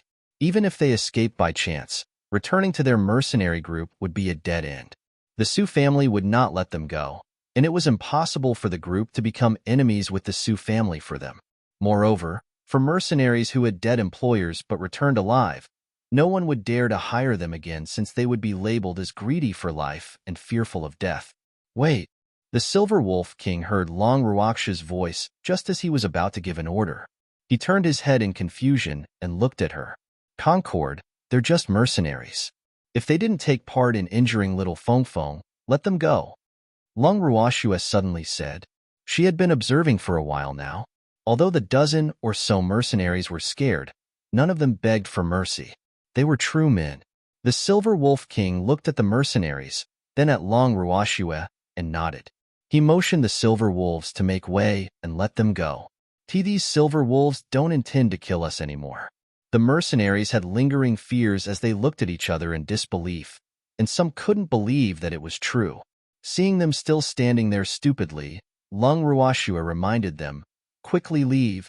The captain looked at the stunning beauty, struggling in his heart, and then knelt down on one knee. I, Fengde, would like to acknowledge Miss as my master. I will always be loyal to you and never betray you. Why? Lung Ruoxue asked. She didn't want to find trouble for herself. If the employers of mercenaries die, even if they return to their mercenary group, they will be regarded as people who are fearful of death. Our employer is the Su family, and they will not let us go. Even if we don't die in the mouths of the silver wolves now, we won't be able to survive for long after returning to the group. I don't want to die. I'm willing to do anything for Miss to repay you for this great favor, the man named Fengde said sincerely. He knew that if he only said something along the lines of repaying her with gratitude, this young lady would definitely not agree. Therefore, he would rather tell the truth, hoping that this young lady would consider him sincere enough and take in him and his brothers. After hearing what their captain said, the other mercenaries also reacted the same way, saying they wanted to acknowledge her as their master and would always be loyal to her. Schwer, you are so amazing. You are about to undermine the second-largest mercenary group, the Anaconda Mercenary Group, Yichan said with a chuckle after looking at the emblem on their chests. Do you want to harm me? If I really take you in, wouldn't I become enemies with the Anaconda Mercenary Group? Lung Ruoxue pretended to be displeased. Mercenary groups were divided into 6 ranks. A, B, C, D, E, and F rank was the highest, and F rank was the lowest. The Anaconda Mercenary Group was the highest rank and also one of the 3 major mercenary groups on the Lingfeng continent. Don't worry, Mississippi. We will never implicate you. Although the Anaconda Mercenary Group is the second-largest mercenary group, they would not dare to offend the Su family. If they know that our employer is dead, they will definitely abandon us. We can follow Miss forever, Fengde explained. But if the Su family, one of the 5 great families, knows that you are following me, I'm afraid they will get rid of me together with you, right? Lung Ruoxue said worriedly. Hearing what she said, the mercenaries headed by Fengde were stunned because they knew that she was right. They would indeed become a burden and implicate this young lady. Mrs. Right. I did not think it through, Fengde said, somewhat embarrassed. He originally thought that she had to be a member of one of the top families on par with the Su family since she could become friends with these silver wolves, and her appearance and temperament were so outstanding. Their lives could be saved this way, but he didn't expect. Sigh, I was thinking too simply. Lung Ruoxue looked at this man named Fengde. He was about 30 years old, tall, had good features, and was at intermediate spiritual monarch. Just now, when he said that he wanted to acknowledge her as his master, he only mentioned himself and not his subordinates because he had made the decision relatively hastily and had not discussed it with them. Then he explained the reason he wanted to acknowledge her as his master very sincerely. It was not just for her, but also to remind his subordinates. Now, after listening to her, he was also aware of the mistakes in his thinking. Yes, this is a smart, loyal, and responsible man. She was very satisfied. I can take you all in, Lung Ruoxue said. They had passed her test. Fengde and the others were stunned again. Did we hear it right? But the Su family... I don't care about the Su family, Lung Ruoxue said coldly. She would be enemies with the Su family sooner or later, so it was better to prepare early. One Fengde and the others looked at each other happily and then knelt on one knee very neatly. May I ask your name, miss? Fengde asked. Lung Ruoxue. I, Fengde, Lin Yuan, would like to acknowledge Lung Ruoxue as our master. We will always be loyal and will never betray you. More than a dozen people swore in unison after they said their names one by one. The contract array descended on everything, and the contract was established. 3. Get up. Don't kneel so casually in the future. Lung Ruoxue looked at the 15 people. She had not thought of asking them to swear allegiance, but she would not refuse. Moreover, the contract just now was just a contract of loyalty and not as overbearing as the follower contract. As long as they did not betray her, it would have any effect on them. Schwer, since we've accepted them, why don't we set up a mercenary group for fun too? Yichan said from the side, obviously bored. Fengde and the others heard the words of the man who was as beautiful as a heavenly being and were dumbfounded. Set up a mercenary group for fun? Okay. Lung Ruoxue nodded. She was also thinking this. What should we name it? How about the Blazing Flame Mercenary Group? Lung Ruoxue said after thinking. In this way, the Blazing Flame Mercenary Group, known as the Forever F rank that caused a huge stir and inspired awe across the Ling Feng continent in the future, was quietly established. 5.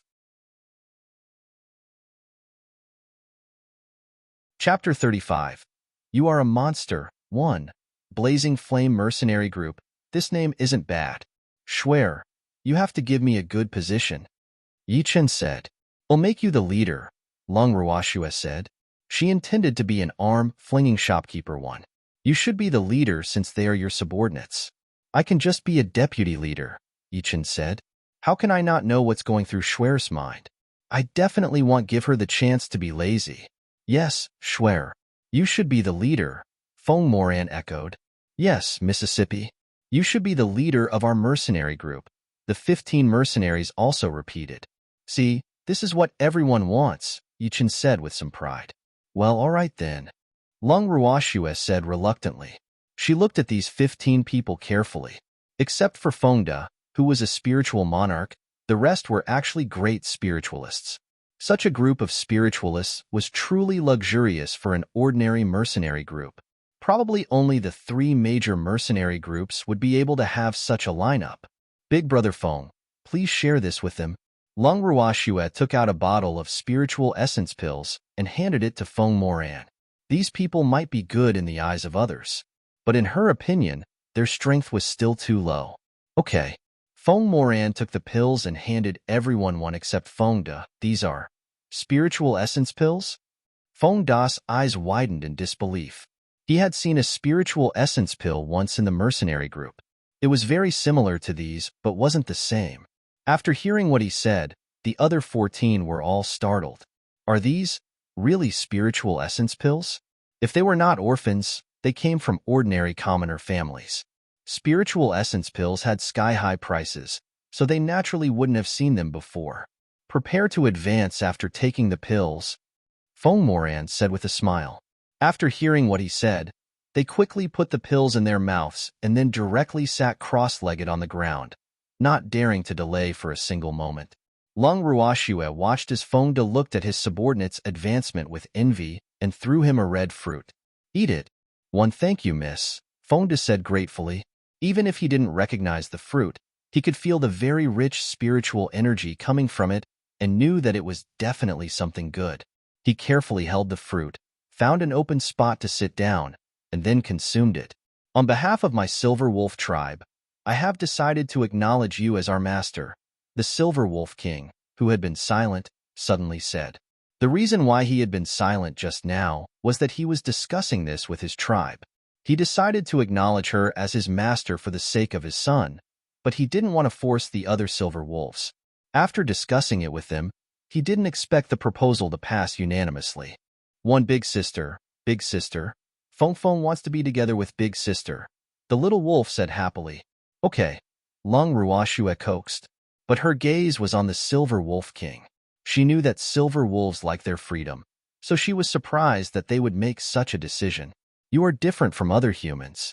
We believe in you, and Feng Feng doesn't want to leave you, and we don't want to be separated from our own child, the Silver Wolf King explained. Don't worry. You will all be my family from now on, Lung Ruoxue said sincerely. The Silver Wolf King nodded, and then took the initiative to establish the contract with her. Then the Silver Wolf Queen, the little wolf, and all the Silver Wolves also acknowledged her as their master in turn. Contract arrays flashed for a long time before slowly disappearing. One Feng Moran looked at the huge number of arrays, stunned. This was the first time he has seen a person contract with so many spirit beasts in his life. Moreover, it was the spirit beasts who took the initiative to establish the contracts. It seemed like his ability to bear surprises would indeed improve as long as he was with Shuer. In contrast, Yi Chen and Muli seemed much calmer.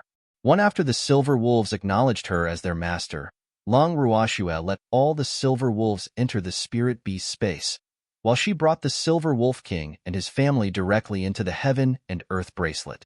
2 After she finished settling the Silver Wolves, the mercenaries began to advance one after another. After most of them advanced, Lung Ruoxue spoke to Yi Chen and the others and then entered her tent. After entering her tent, she went straight into the heaven and earth bracelet. She watched little Feng Feng sprinting around excitedly and knew instantly that this little guy was adapting well. Blaze also had a little partner now. As for the Silver Wolf King and Queen, they were still adapting. Lung Ruoxue didn't bother them. She walked straight into the purple bamboo house and looked at the sleeping baby. Then she calmed her mind and prepared to refine artifacts. During this period of time, she had spent much more time on alchemy than artificing, so her artificing level was not very high. However, she planned to use her time refining artifacts tonight. The next morning, after getting out of her tent, she found that everyone was busy and their spirits were very high. After seeing her, they all stopped working and gathered in front of her, looking at her with gratitude. Mississippi. Very good. Lung Ruoxue looked at the 15 people in front of her. Fengda was now an advanced spiritual monarch, and 3 were now intermediate spiritual monarchs among the other 14 people. Lung Ruoxue took out 14 badges, gave them to Fengda, and asked him to share them with the others. The badges were golden and had 2 small beasts on the front. One was a blazing flame lion, and the other was a silver wolf. They were the images of Blaze and little Feng Feng. Each of their names was engraved on the back of each badge. After Fengda finished distributing them, seeing that he did not have one, he looked at Lung Ruoxue eagerly. Lung Ruoxue took out a purplish gold badge and handed it to Fengda amusedly. Fengda took the badge and happily pinned it on the left side of his chest. The badges need a drop of blood to recognize their master, Lung Ruoxue said. After hearing this, the 15 of them hurriedly dripped blood onto their badges. After that, all of them became stunned. What happened to them? Feng Moran asked curiously as he walked toward Schwer. This is yours. It will recognize you as its master with a drop of blood. Lung Ruoxue handed Feng Moran a purple badge. Oh. Feng Moran did the same without even thinking about it, and then became stunned like the others. What good thing is that? Yichun came forward, carrying 2 spirit beasts that resembled pigs. 1. Chapter 36. You are a monster. 2. Lung Ruoxue looked at his clothes, a little helpless. This glutton went hunting early in the morning. These are the badges of our mercenary group for you too. Lung Ruoxue handed him and Muli a badge each. They took the badge and pinned them directly on their chests. Schwer, this sacred artifact, a defensive sacred artifact? Feng Moran asked in disbelief after coming back to his senses. Heavens, could Schwer also be an artificer? Yes, what's wrong? Is it strange? Feng Imo was speechless. Where did this monster come from? Not only is she an alchemist, but she's also an artificer. A sacred artifact. Only a supreme artificer can refine one. The levels of weapons and equipment were divided into treasured artifacts, spirit artifacts, and sacred artifacts. Each level was also divided into elementary, intermediate, and advanced. Only a supreme artificer could refine sacred artifacts, but the success rate of that was only 30%. Big Brother Feng, you have to calm down. What if I tell you that I'm also a beast trainer? Lung Ruoxue said half-jokingly. She planned to have a few of her subordinates establish contracts with spirit beasts, so she didn't intend to hide it anyway. You are a monster. Feng Moran managed to muster saying after being stunned for a while. The mercenaries, who had just recovered their senses, also nodded in agreement with Feng Moran. Their young lady was indeed a monster, but this monster was their young lady and the person they wanted to follow, so the more monstrous she was, the better. Becoming spiritual monarchs, defensive sacred artifacts, and Miss said she would help us contract spirit beasts. Heavens! They didn't even dare to think about this type of equipment before, but this also made them more determined to follow their young lady forever. Lung Ruoxue looked at the excited people in front of her. Since you are now my subordinates, of course I will give you the best equipment. However, it's not up to me as to how far you can go. What she implied was that she would give them the same opportunities, but what they could achieve would depend on their own efforts. We won't let Miss down, the 15 people said in unison. Fengda, you will still be their captain in the future, Lung Ruoxue said. Yes, Fengda quickly replied, unable to hide the excitement on his face. He originally thought that it was enough to stay alive following this young lady, but he did not expect such a big surprise. In the future, solve everything that you can by yourself. If you can't solve it, don't bother me, Long Ruoxue continued irresponsibly. She hated trouble. Fengde was stunned and dumbfounded. What does Miss mean? Miss, do you intend to be an arm-flinging shopkeeper? But you shouldn't leave us alone. Thinking of this, Fengde couldn't help looking at Long Ruoxue aggrievedly. Then if there's something that we can't solve, who should we look for? Fengde had the expression of Miss, you can't leave us alone. Long Ruoxue thought for a while, and then casually and very irresponsibly pointed at Feng Moran. Talk to him. He will be your immediate superior from now on. Schwer. Feng Moran looked at her aggrievedly. That's right. Feng Moran, Yichan, and Muli will all be the deputy leaders of our mercenary group from now on. Ask them if you have any issues in the future. Just don't bother me. Long Ruoxue made up her mind to an arm-flinging shopkeeper no matter what. Okay, look for him if you encounter small things, but only look for me if you meet something big. Yichan also pointed at Feng Moran. You all. Feng Moran was speechless. What sort of people are they? Alas, Fengde could see that all of them did not want to take any responsibilities. How can there be such lazy people in this world? Miss, I have drafted regulations for the mercenary group. Deputy Leader Feng has read it and said to ask you for instructions, Fengde said after finding Long Ruoxue. Since he has okayed it, there's no need to show me. Long Ruoxue looked at the thick pile of paper in Fengde's hand with a bit of a headache. Miss, you are the leader of the group, and you must agree before we can implement it, Fengde explained. Oh, put it there first. We'll take a look when I have time. Long Ruoxue frowned slightly. So thick. Fengde put the regulation draft in front of her and went to work on other things. Miss, we are back. We gathered a lot of herbs today. Lin Yuan handed the storage ring in his hand to Long Ruoxue. He knew that alchemists like their young lady would not let herbs go whenever they saw them. They did not pick ordinary herbs before. Thank you. Long Ruoxue took the ring, moved the medicinal herbs to her ring, and then returned the ring to Lin Yuan. Basically, every mercenary would learn some knowledge in distinguishing medicinal herbs in order to avoid encountering valuable herbs and not knowing during missions. Miss, I have another piece of news, Lin Yuan said mysteriously. What news? Long Ruoxue was a little curious. During these days, Lin Yuan and the group's knowledge had improved a lot. Ordinary news probably wouldn't interest him. Purple pearl fruit. Where? Purple pearl fruits were similar to green spirit fruits. Both were more beneficial to spirit beasts and could help spirit beasts to advance. But it could only replenish spiritual energy for humans. The purple pearl fruit might be dispensable to Long Ruoxue, but she happened not to have one in her hand. Moreover, she had so many beasts, and they would definitely need them in the future. About a 2-day journey away from here. I heard that a level 9 holy beast is guarding it, and the Su family seems to be there too. Apparently, they have to obtain the purple pearl fruit by hook or by crook. Lin Yuan told Long Ruoxue the news he had heard. The Su family? Long Ruoxue called Fengde and asked him to tell everyone to pack up and to set off immediately. Schwer, why are we leaving in such a hurry? Yichan looked at Long Ruoxue with some uncertainty. Feng Moran also looked at Long Ruoxue incomprehensibly. Didn't Schwer say we would rest for 2 days before setting off? These days, not only had they captured a lot of high-level spirit beasts for contracts, but Schwer had also arranged special training for them. They were all a little tired. There's a purple pearl fruit in front, Long Ruoxue said. Today, I permit the use of flying spirit beasts, Long Ruoxue said and summoned Quill at the same time. She planned to reach the vicinity of the purple pearl fruit quickly and let the whole team have a good rest there instead.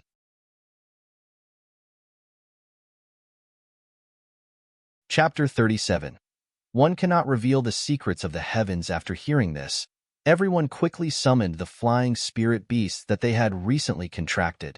Their young lady usually didn't allow them to use them. In the words of their young lady, it was to train their endurance.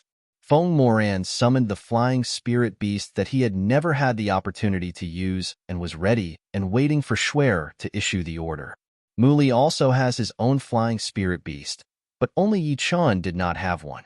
However, he did not need to be invited by others, nor was he embarrassed. Instead, he sat directly on Quill's back with his arms wrapped around Long Ruox's waist casually. One Shuer, you have to protect me. I'm afraid of heights. Yi Chin's face looked terrified.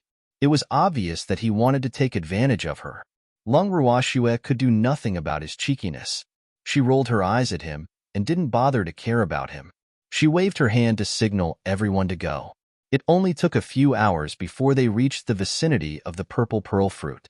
Long Ruoxue sat on Quill's back and flew around. Seeing that the place closest to the fruit was already full of people, she chose a place not too far away from it as their temporary camp. Everyone seemed to be waiting for the purple pearl fruit to mature. After everyone landed, they quickly set up a camp, lit a fire, and prepared to cook. In addition to the Anaconda Mercenary Group, the Hurricane Mercenary Group and the Universal Mercenary Group are also here. Among the 5 great families, only the Sioux family is here. In addition, there are several teams sent by some small and medium-sized mercenary groups and families. As for the Guardian Holy Beast, I heard it's a level 9 King Kong Great Ape. Lin Yuan, whom Long Ruoxue had sent to scout for news, reported when he returned. King Kong Great Ape? Long Ruoxue pondered. For Shuer, a King Kong Great Ape isn't easy to deal with. They're very rare spirit beasts with both offensive and defensive capabilities. They have extraordinary strength and combat power, Yi Chun said from the side. Long Ruoxue nodded. She also knew that a King Kong Great Ape would be difficult to deal with, but she was not too worried because she had Charm with her. Beloved master, how could you forget Darling?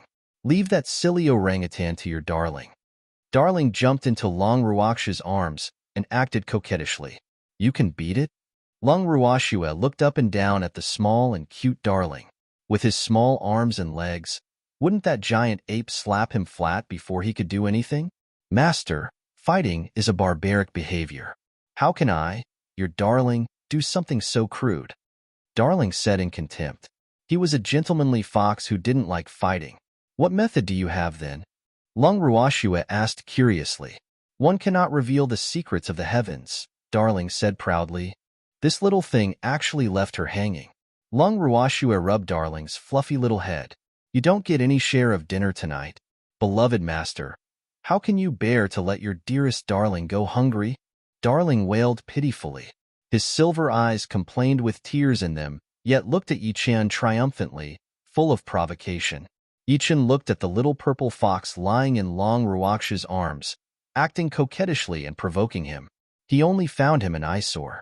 If Shuer weren't here, he would have thrown out this stinky, coquettish fox. How dare he compete with me? One Long Ruoxue felt a headache watching the silent sparks fly between the human and the fox. Charm jumped onto Long Ruox's shoulder and said softly, Master, food is ready. Charm is still the most well-behaved. Long Ruoxue deliberately ran her hand through Charm's beautiful and white fluffy fur. Shuer, am very well-behaved too. Beloved master, your Darling is also very well-behaved. The human and fox spoke in unison while shooting their jealous eyes at Charm, achieving a tacit understanding to cooperate. Hurry up and eat, then rest early after dinner, Long Ruoxue said. Okay. The next morning, Long Ruoxue got out of her tent and saw only Feng Moran, Yi Chun, and Mu Li. Fengda and the others went out so early? Long Ruoxue asked curiously. It isn't time for breakfast yet, right? Or did I get up late?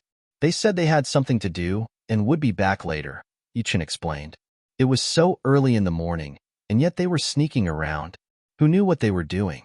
Miss, we are back, Fengda said, a little embarrassed.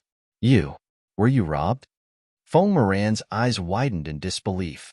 Every one of them was in tattered clothing and had bloodstains on their bodies. Their cheeks were swollen blue and purple, as though they had just been beaten. Very good. Long Ruoxue glanced at their condition. Big Brother Feng only saw their appearance, but she noticed that their current strength was the same as before they advanced. The badges she gave them had the function of hiding their true strength, and they seemed to have used it. While she didn't care about the Sioux family and the Anaconda Mercenary Group, she understood and accepted their intentions for doing this.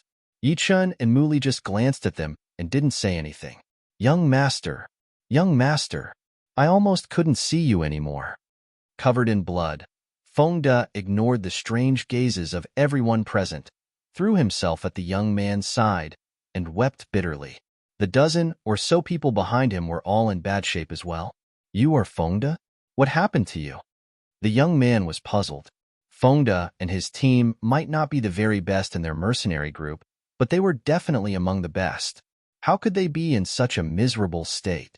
Young master, we encountered 2 earth pythons, both of which were holy beasts. Feng De hesitated and stopped speaking. Earth pythons? What about Liner and my third brother? Where are they? A middle-aged man rushed out of the crowd and asked anxiously. Second young lady and third master were killed by the earth pythons, Feng De said with a sad expression. Dead? What about the corpses? The middle-aged man didn't believe Feng De. His third brother was a spiritual sovereign. Even if he encountered a holy beast-level earth python, he possessed enough strength to fend it off. Moreover, there were these mercenaries to help. How could he possibly die so easily? They were eaten by the earth pythons. Feng De lied without so much as a fluster. Nonsense.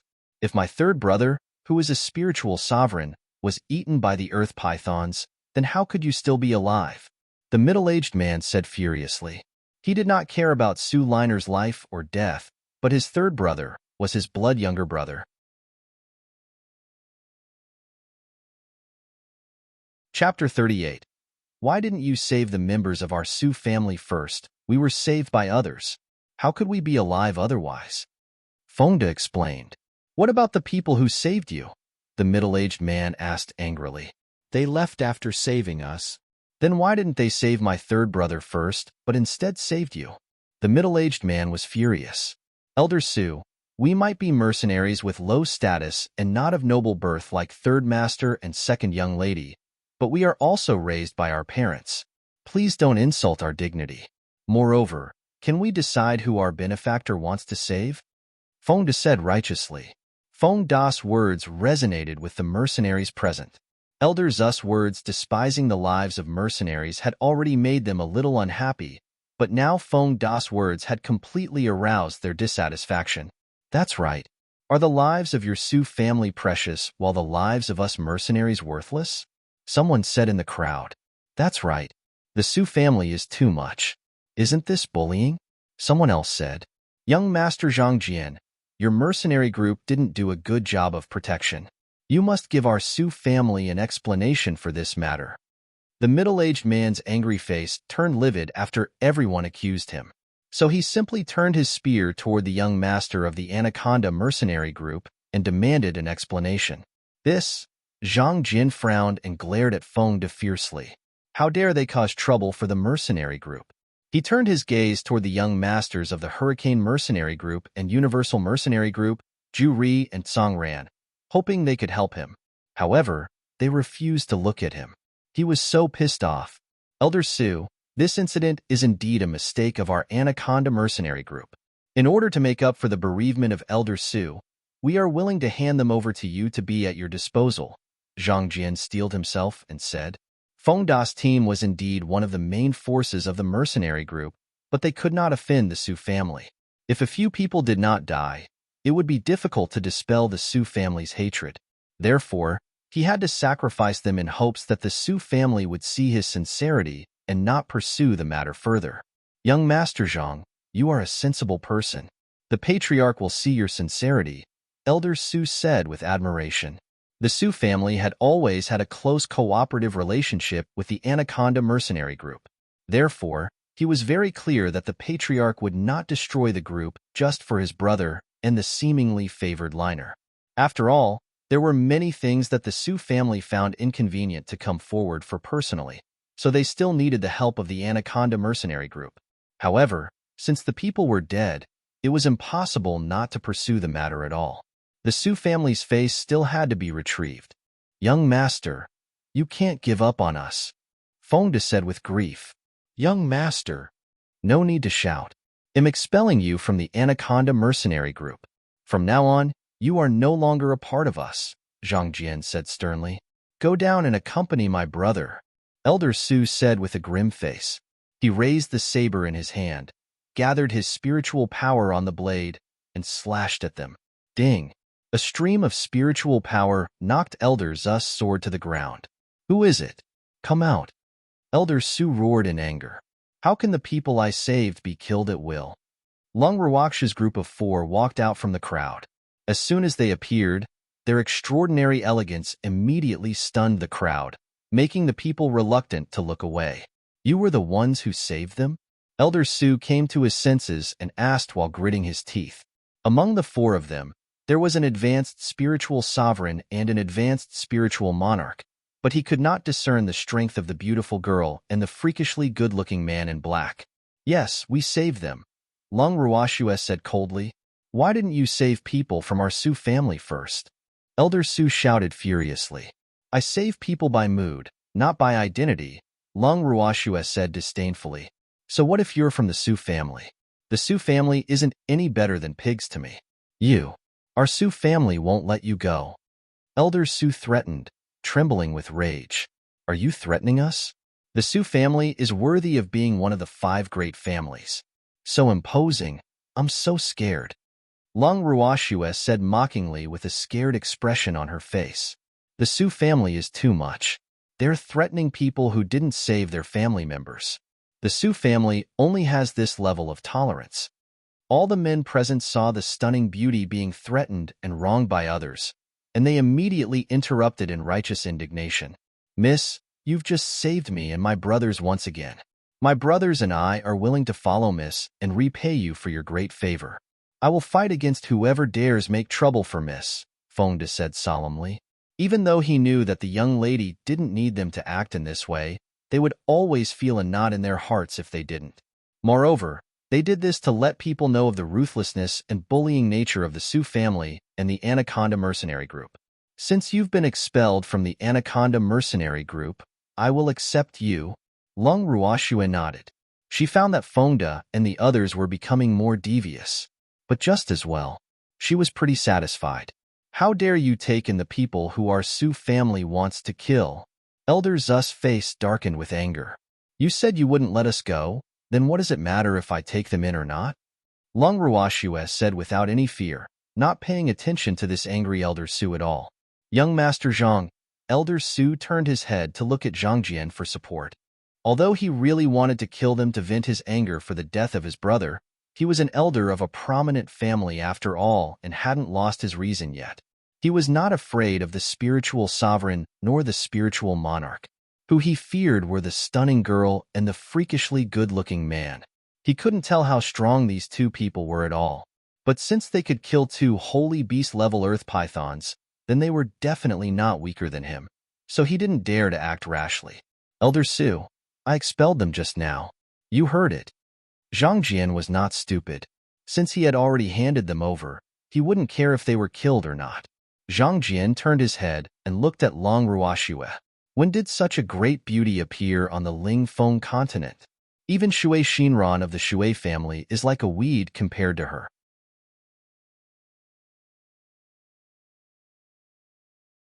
Chapter 39. King Kong Great Ape, may I ask your good name, miss? Zhang Jian asked, thinking he was being very polite and authentic. He couldn't help but convince himself that only he deserved to have such a stunning beauty. For Lung Ruashue looked at the young master of the Anaconda Mercenary Group. He looks okay, but his character isn't very good. Because she did not have a good impression of him, she did not plan to talk to him. Wife, who is this person? Yi Chen said with a look of jealousy and dissatisfaction. Humph, how dare he have any ideas about Schwer? He must be tired of living. I don't know. Lung Ruashue said helplessly. This man insisted on calling her his wife whenever there were many people around. Zhang Jian couldn't believe that such a great beauty was actually married. But since she was married, she wasn't worthy of him even if she was so beautiful. Lung Ruashue glanced at Zhang Jian with a bit of disgust, and she then looked at the young masters of the other 2 major mercenary groups. These 2 young masters were superior in both appearance and demeanor. It seems that this Anaconda mercenary group will be destroyed in his hands sooner or later. Seeing Lung Ruaksha's gaze on them, Ju Ri and Tsang Ran nodded friendly. Miss, your tent is set up. Feng De walked over. Lung Ruoxue nodded. She completely ignored the fuming Elder Su and went directly into her tent to rest. Not long after entering, a purple shadow jumped into her arms. Beloved master, your darling is back. Lung Ruoxue gently touched the thick, fluffy fur on Darling's body. Ah, it feels really good. Did the ape agree? Lung Ruoxue asked. Any spirit beast with wisdom would agree to exchange a green spirit pill for a purple pearl fruit. It was not a loss. With Darling going into action, how could that stupid ape dare not to agree? Darling said proudly. His strategy was to exchange his cute master's green spirit pill for the purple pearl fruit. However, that stupid ape has another condition, Darling said a little uncomfortably. Even though he had always called that guy stupid ape, the ape wasn't stupid. On the contrary, he was really smart. What condition? Lung Ruoxue asked, a little baffled. He wants to acknowledge you as his master. Darling was a little annoyed. After that stupid ape knew that his beloved master was an alchemist, he wanted to be with her too. Woo! It's all my fault. I shouldn't have told that stupid thing. Too. Lung Ruoxue was speechless. Why are the spirit beasts I meet all so savvy? But I really don't want to have an ape as my spirit beast. She felt terrified just thinking about having a huge ape following behind her. It would really become Beauty and the Beast. Go and tell him that I won't accept him as my spirit beast. However, if he's willing, let him acknowledge Big Brother Feng as his master. I won't treat him badly, Lung Ruoxue said after some thought. Big Brother Feng was the weakest among them. His strength would improve a lot if he contracted with this ape. What's the matter? Yichen walked in and asked. He just saw that stinky fox come back. Why did he go out again? He went to look for the ape, Lung Ruoxue explained. What? The matter isn't resolved yet? Didn't he say it's easy? Yichen said gloatingly. The ape said he wanted to acknowledge me as his master, but I didn't agree. I asked Darling to tell him to acknowledge Big Brother Feng as his master, Lung Ruoxue said. There were so many people here, so it would be really inconvenient if they were to go negotiate with the ape in person. She didn't want to become everyone's target. Schwer, you are being biased. You don't share good things with me, Yichen complained, looking at Lung Ruoxue with pitiful eyes. Don't tell me you want that ape. Lung Ruoxue didn't believe he was interested in that ape. Regardless, you are being biased, Yichen said aggrievedly. He wasn't interested in the ape, but he just couldn't stand seeing Schwer caring so much about other men. We'll have Earth Python meat for dinner tonight. Lung Ruoxue didn't say anything useless and directly threw out food as bait. Okay, give it to me. Yichen directly stretched out his hand to ask for the meat so that Schwer would not regret it. During this period, he had been asking for it for a long time, but Schwer was reluctant to take it out to eat. What a glutton. Lung Ruoxue reluctantly took out dozens of pieces of Earth Python meat and put them in front of Yichen. Yichen unceremoniously collected the meat hurriedly into his ring, for fear that someone would snatch it from him. Big Brother Feng, come with me, Lung Ruoxue whispered to Feng Moran. Schwer, where are we going? Feng Moran was puzzled. Schwer was bringing him quite a distance away. Lung Ruoxue led Feng Moran around randomly to make sure that no one was following them, and then they went into a cave. The cave was very small, and they had to bend down to get in.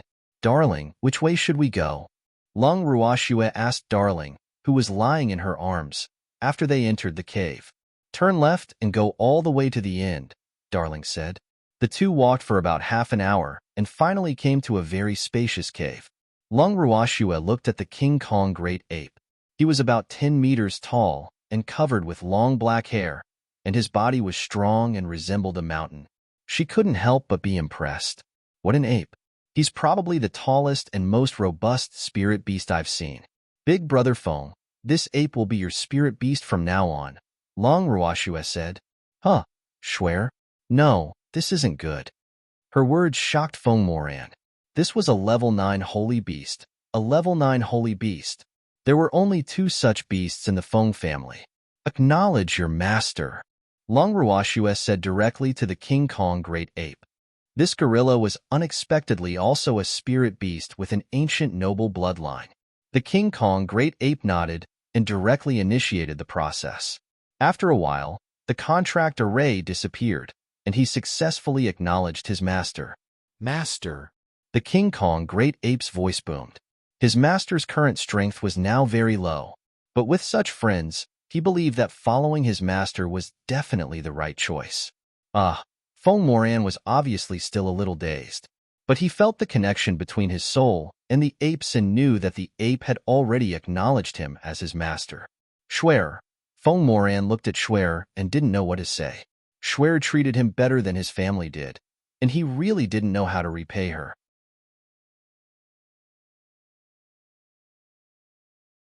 Chapter 40. Big Brother is hurt, Big Brother Fong. Let's go out first. Lung Ruoshua said. What about the purple pearl fruit? Relax. I've put it away. Then let's quickly leave before someone finds us. There were so many people waiting outside. If they were discovered, everyone would target them immediately. Let's go. Although Lung Ruoshua wasn't worried about the people outside, she decided that it would still cause too much trouble. And she hated trouble. Master, I want to stay here to advance, the King Kong great ape said awkwardly. He had waited for far too long, and now that he finally had a chance, he didn't want to wait any longer. Here? There are many people outside. It won't be safe to stay here, Fong Moran said worriedly. Master, don't worry. It's not so easy to come here, the King Kong great ape said confidently. Big Brother Fong, just let him advance here. Lung Ruoshua said after deliberation. Spirit beasts were very adaptable, and each had its means of survival. Since he was so confident, there shouldn't be a problem. Moreover, they would be guarding outside. All right, be careful then, Fong Moran said. Since Schwer says so, nothing should happen. At this point, his admiration for Schwer knew no bounds. Seeing the two return with rabbits in their hands, Yichin knew that it was done. You must be tired. Food will be ready soon. Yichin walked to Lung Ruoshua. Did something happen? Lung Ruoshua couldn't help asking when she saw the smirk on his face. Just now, Elder Su saw us grilling the earth python meat and said that we were eating Su family members, Yichin explained.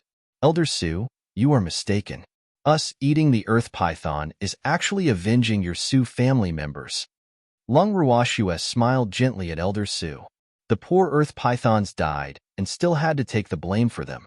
Obviously, Elder Su couldn't bear these words. Upon hearing them, he instantly fainted from anger. Miss, you are my idol. Fong Da had stars in his eyes. Miss can knock out a peaked spiritual sovereign merely with words. Amazing. You're not bad either. Fong Moran suddenly praised. At first, he thought these mercenaries were all straightforward and honest people, but unexpectedly, they were so devious. He almost thought their acting earlier was real. It's all thanks to Miss teaching us well. Fong Da didn't dare to take the compliment. It was the result of their young lady training them well during this period. Do you mean that it's this young lad's bad influence? Lung Ruoshua said cheekily. No. Fong Da immediately denied in fright. Oh gosh, please don't get mad at me. Your training ideas are too creative. I can't handle them. Why are you so scared? Relax. I'm in a good mood today, so I won't haggle over it with you, Lung Ruoshua said as she took out a stack of paper from her storage ring and passed it to Fong Da. Just follow the instructions here. I'm going to rest. Then Lung Ruoshua headed straight into her tent. When Fong Da saw the content on the paper, his lips twitched and cold sweat rolled down his forehead. What's the matter? Let me see, Fong Moran said.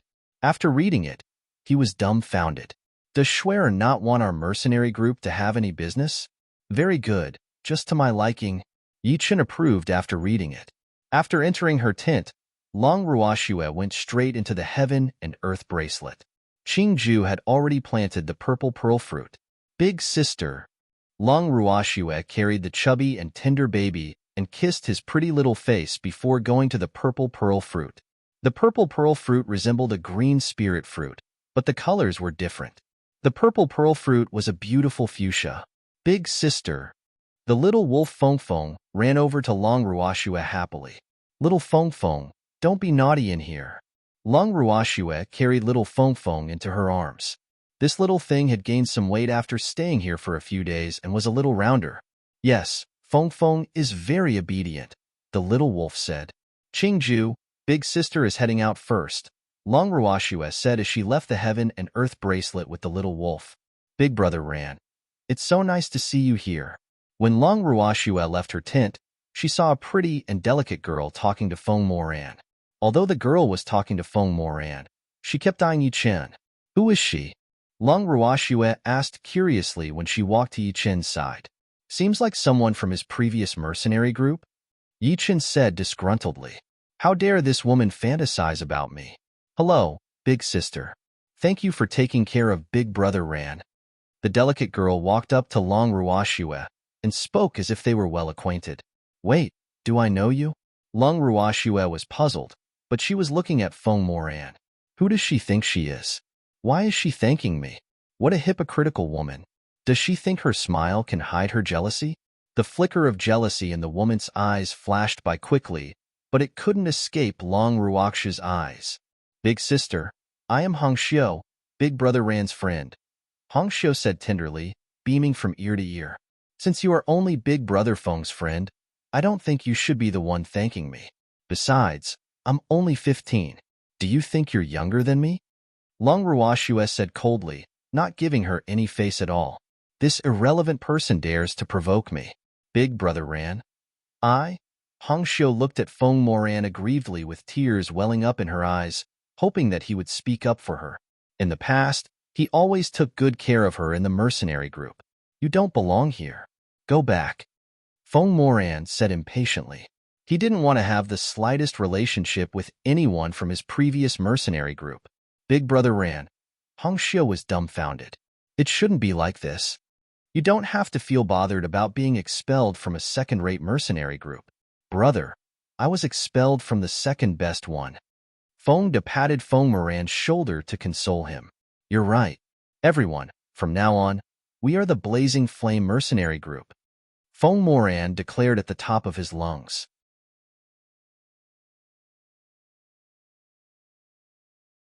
Chapter 41. Big Brother is hurt, too. After Feng Moran finished speaking, many mercenary groups and families who wanted to befriend them came forward to congratulate them. Although establishing a mercenary group wasn't a big deal, anyone could see their strength. Congratulations. Ju Ri and Song Ran deliberately walked up to Long Ruoxue. They knew that this stunning girl in front of them was the core of the group. Thank you. Everyone, in order to thank you for your kind intentions, I have decided to invite everyone who congratulated us to eat earth python meat, Long Ruoxue said. Since others intended to be on good terms with her, she shouldn't be too distant. Moreover, her meaning was obvious. Only those who had congratulated her earlier would have a share. Really? That's great. What a treat. Some of those who came to offer their congratulations didn't expect something so good, and they were overjoyed. Earth python meat wasn't something that just anyone had the chance to eat. We still don't know your names? Ju Ri and Song Ran couldn't help asking after sitting together with Long Ruoxue's group of 4. Feng Moran, Mu Li, Yi Chen. She is my wife, Long Ruoxue. Yi Chen introduced directly, wanting to strangle his love rivals to death in the bud. Long Ruoxue? Eastern Lagoon's General Long's granddaughter, Long Ruoxue? Ju Ri asked in surprise. Long Ruoxue nodded. Has the young master of the Hurricane Mercenary Group heard of my foolish misdeeds before? Hurricane should be in the Southern Dusk Empire. Is Long Ruhan your elder brother? Ju Ri asked. Does Big Brother Ju know my elder brother? Long Ruoxue asked with some doubt. Your elder brother is injured, Ju Ri explained. What did you say? Long Ruoxue asked in disbelief. Long Ruhan is injured, and I heard that his injury is rather serious, Ju Ri explained. How did Big Brother get injured? Long Ruoxue really couldn't believe it. Her brother should have broken through to spiritual sovereign long ago with the spirit fruit she had left behind. How could he be injured? Schwer, calm down. Yi Chen hugged Long Ruoxue tenderly and comforted her. Schwer was very cold to outsiders, but she greatly valued her loved ones and people she believed in. She panicked a little when she heard that her brother was injured. What should we do? What should we do? Long Ruoxue looked at Yi Chen helplessly with tears in her beautiful eyes. Don't worry. He'll be fine. Yi Chen comforted her. He had never seen Schwer so helpless before. Schwer, don't worry. Ruhan will be fine. Feng Moran also comforted her. Schwer had always been his pillar and strong in his heart, so his heart ached when he saw Schwer's weak and helpless appearance. I want to go back to Phoenix City to see Big Brother, Lung Ruashua said anxiously.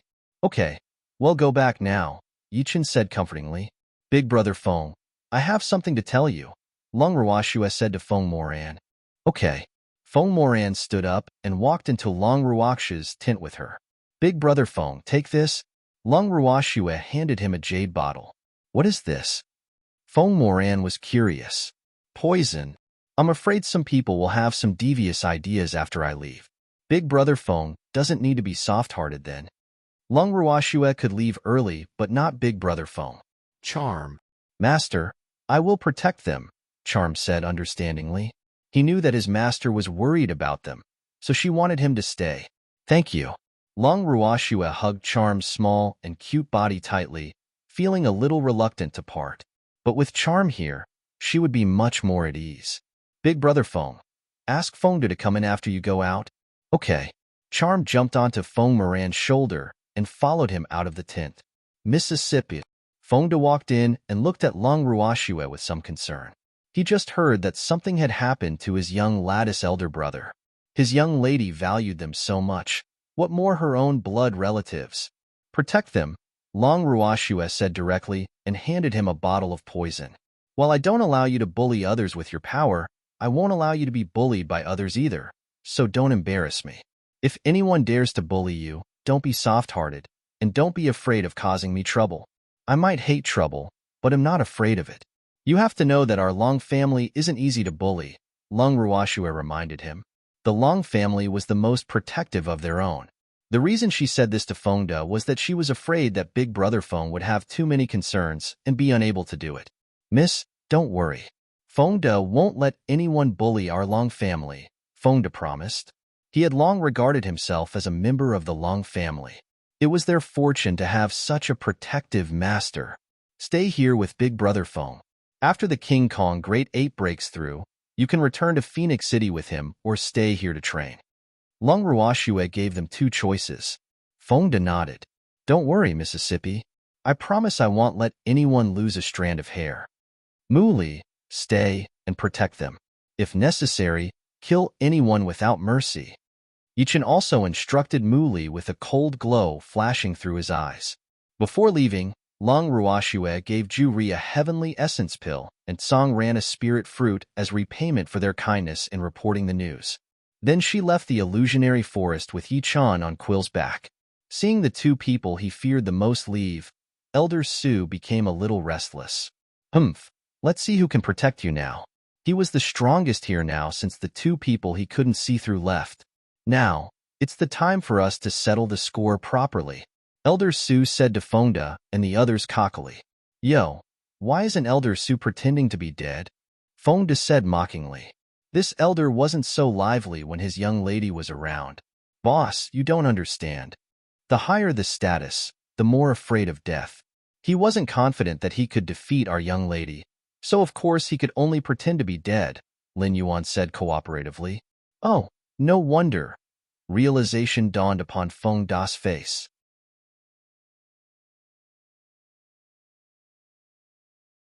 Chapter 42. Depart, you.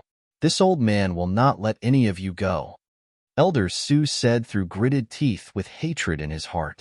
How dare a mere great spiritualist crack a joke at my expense? You are too presumptuous.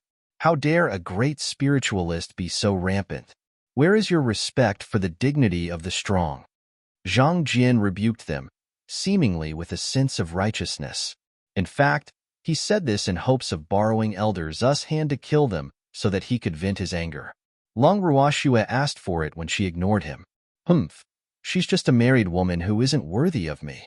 However, his innate superiority made him unable to tolerate her ignoring him. Now that the dignity of the strong was on the line, Elder Su had no choice but to attack. How could a powerhouse allow himself to be humiliated by an ant? This concerned his dignity and face. Prepare to die, Elder Su said furiously. Wait, Elder Su. Are you sure you want to kill them? Ju Ri asked. He had gained many benefits from Lung Ruoxue, so it was impossible for him not to intervene. Yes, Elder Su, you should think about it carefully. Song Ran echoed. Are you two young masters standing up for them? Elder Su questioned, displeased. He didn't want the two major mercenary groups, Hurricane and Universal, to intervene in the feud between them. Elder Su, we're doing this for your own good. Their young lady might have left, but do you think she could have left feeling relieved if she didn't leave something for her subordinates to fend for their lives? Ju Ri reminded kindly. Elder Su hesitated after hearing what Ju Ri said. He wasn't a fool, and certainly didn't want to provoke an enemy he didn't know the details of. Just as he was hesitating, a stream of heaven and earth laws descended. Is this a level 9 holy beast breaking through? At that moment, Elder Zu's mind was fully attracted by the holy beast's breakthrough. How could he have the mood to avenge his brother?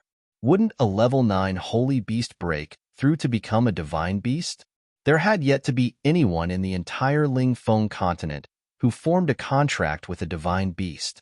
If he could obtain this divine beast, his status in the family would be second only to the patriarch.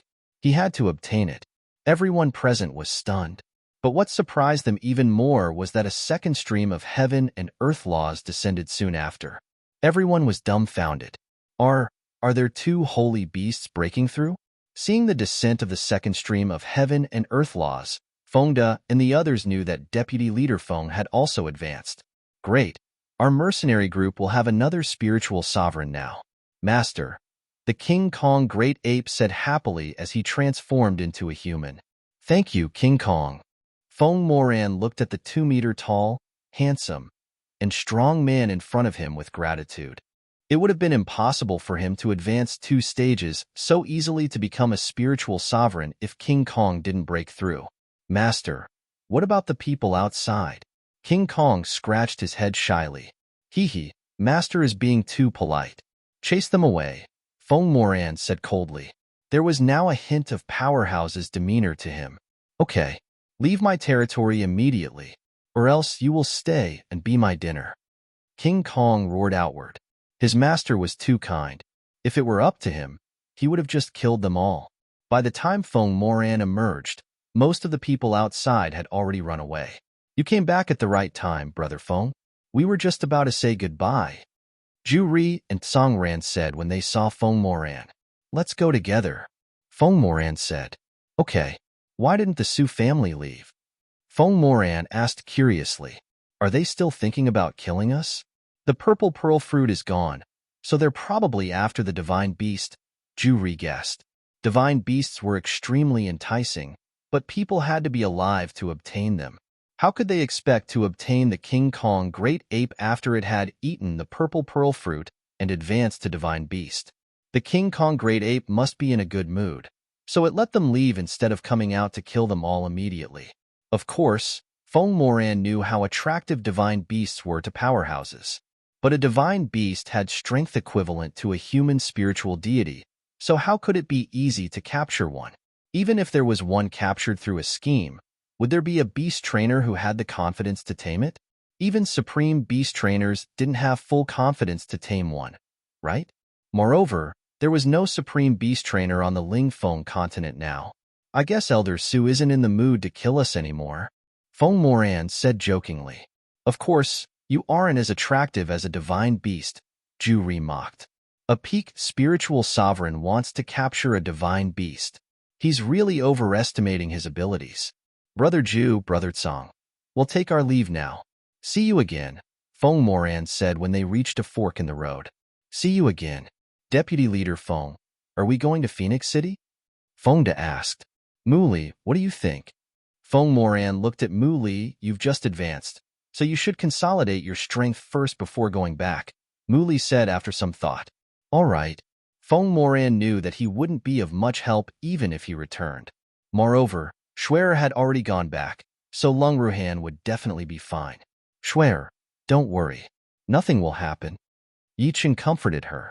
I don't know how bad my big brother's injury is, so I'm just a little worried, Lung Ruoxue said. If it's only a minor injury, Grandpa wouldn't have issued a mercenary mission. Quill, let's take a break, Lung Ruoxue said after feeding him a pill. Master, I'm not tired, Quill said.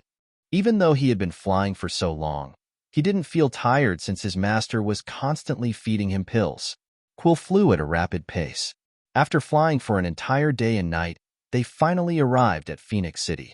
Master, Miss is back, Chuizhu said excitedly as she ran into the study. Really? Where? Lung Qingtian was finally relieved when he heard that his precious granddaughter was back. Shuer will definitely have a way. Outside, Chuizhu said excitedly. Lung Qingtian hurried to the yard and happened to see Shuer jump off the back of the giant eagle. Grandfather! Shuer! Lung Qingtian held his precious granddaughter tightly in his arms. After not seeing her for half a year, he missed her so much.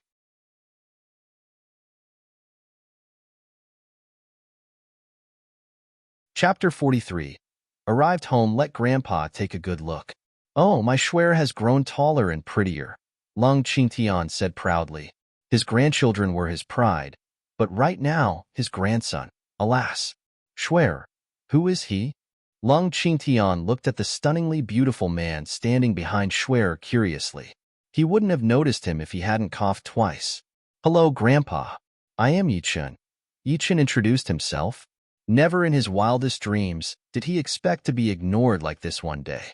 Yichen? Lung Qingtian looked at Lung Ruoxue. The meaning in his eyes was obvious.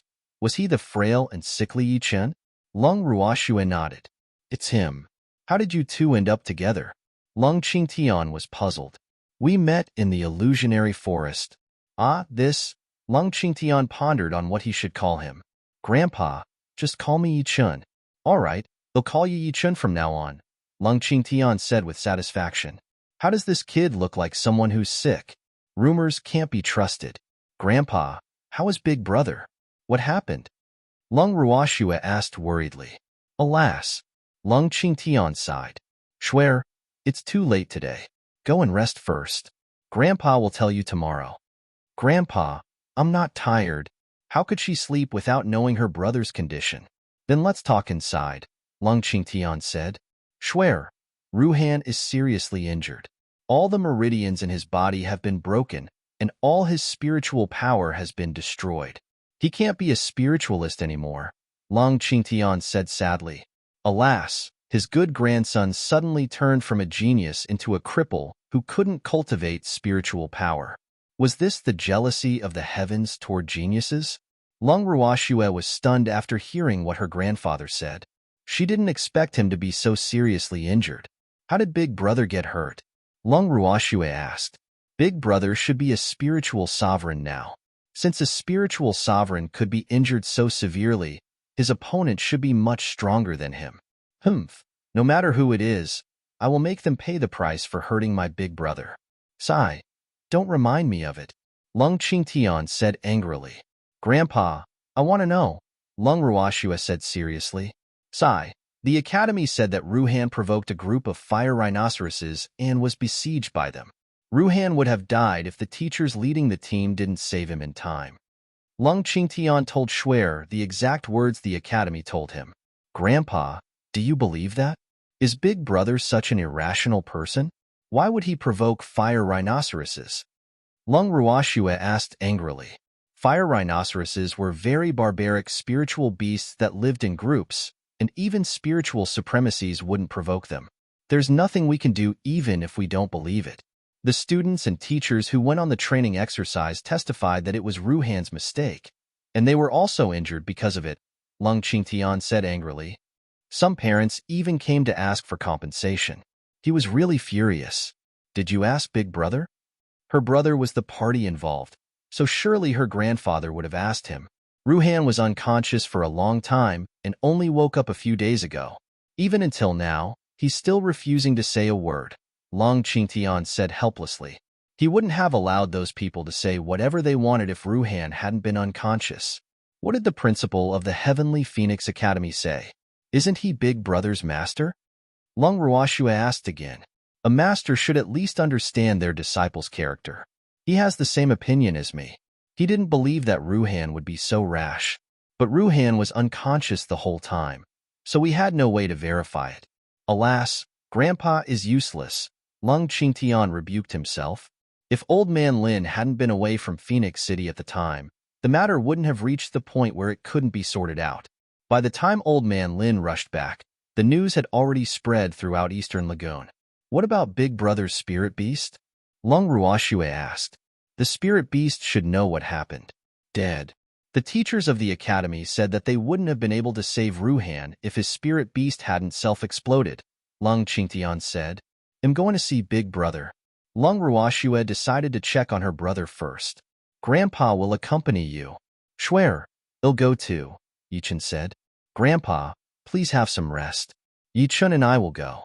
Lung Ruoxue and Yichen arrived at the Cold Tea Pavilion, where Lung Ruhan lived. As soon as they entered, they saw a tall and thin figure standing in the middle of the yard.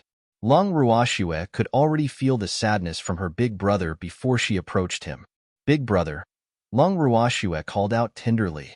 Upon hearing Lung Ruoxue's voice, the thin figure standing in the middle of the yard turned around. Swear, Lung Ruhan, who had been silent since waking up, finally spoke when he saw his beloved sister. Big brother. Lung Ruhan hugged the emaciated Lung Ruhan and cried out in heartache. Damn it, my big brother, who used to be handsome as an immortal, is almost as thin as a piece of paper. He looks so haggard and dejected. Humph. No matter who caused him to become like this, I will never let it go. Swear. Lung Ruhan hugged Lung Ruoxue tightly as tears rolled down his cheeks. Swear. Ardent is dead, Lung Ruhan said sadly. Lung Ruoxue knew that Ardent was her brother's contracted spirit beast. Ardent's death must have devastated her brother. Alas, at this moment, she really hoped that her brother's relationship with Ardent hadn't been so deep. But it was too late to say anything now. Everyone in the Lung family greatly valued their spirit beasts and treated them as their family. Big brother, Ardent wouldn't want to see you like this. Lung Ruoxue knew that in her brother's heart, losing a partner whom he viewed as family devastated him more than losing his spiritual power and becoming a cripple. It was all to save me. I am too useless. Lung Ruhan blamed himself. Big brother, can you tell Swear what happened? Lung Ruoxue took the opportunity to ask. Swear, do you believe me? Lung Ruhan asked. When he woke up, Mingyan had told him the academy's explanation. But because he had been so immersed in the sadness of losing Ardent, he didn't bother to defend himself. Of course I believe you, Lung Ruoxue said. Why would she believe outsiders instead of the big brother who loved her?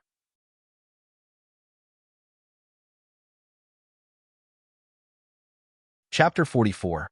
Unlucky Fire Rhinoceros. As long as Swear believes Big Brother, Lung Ruhan said with relief.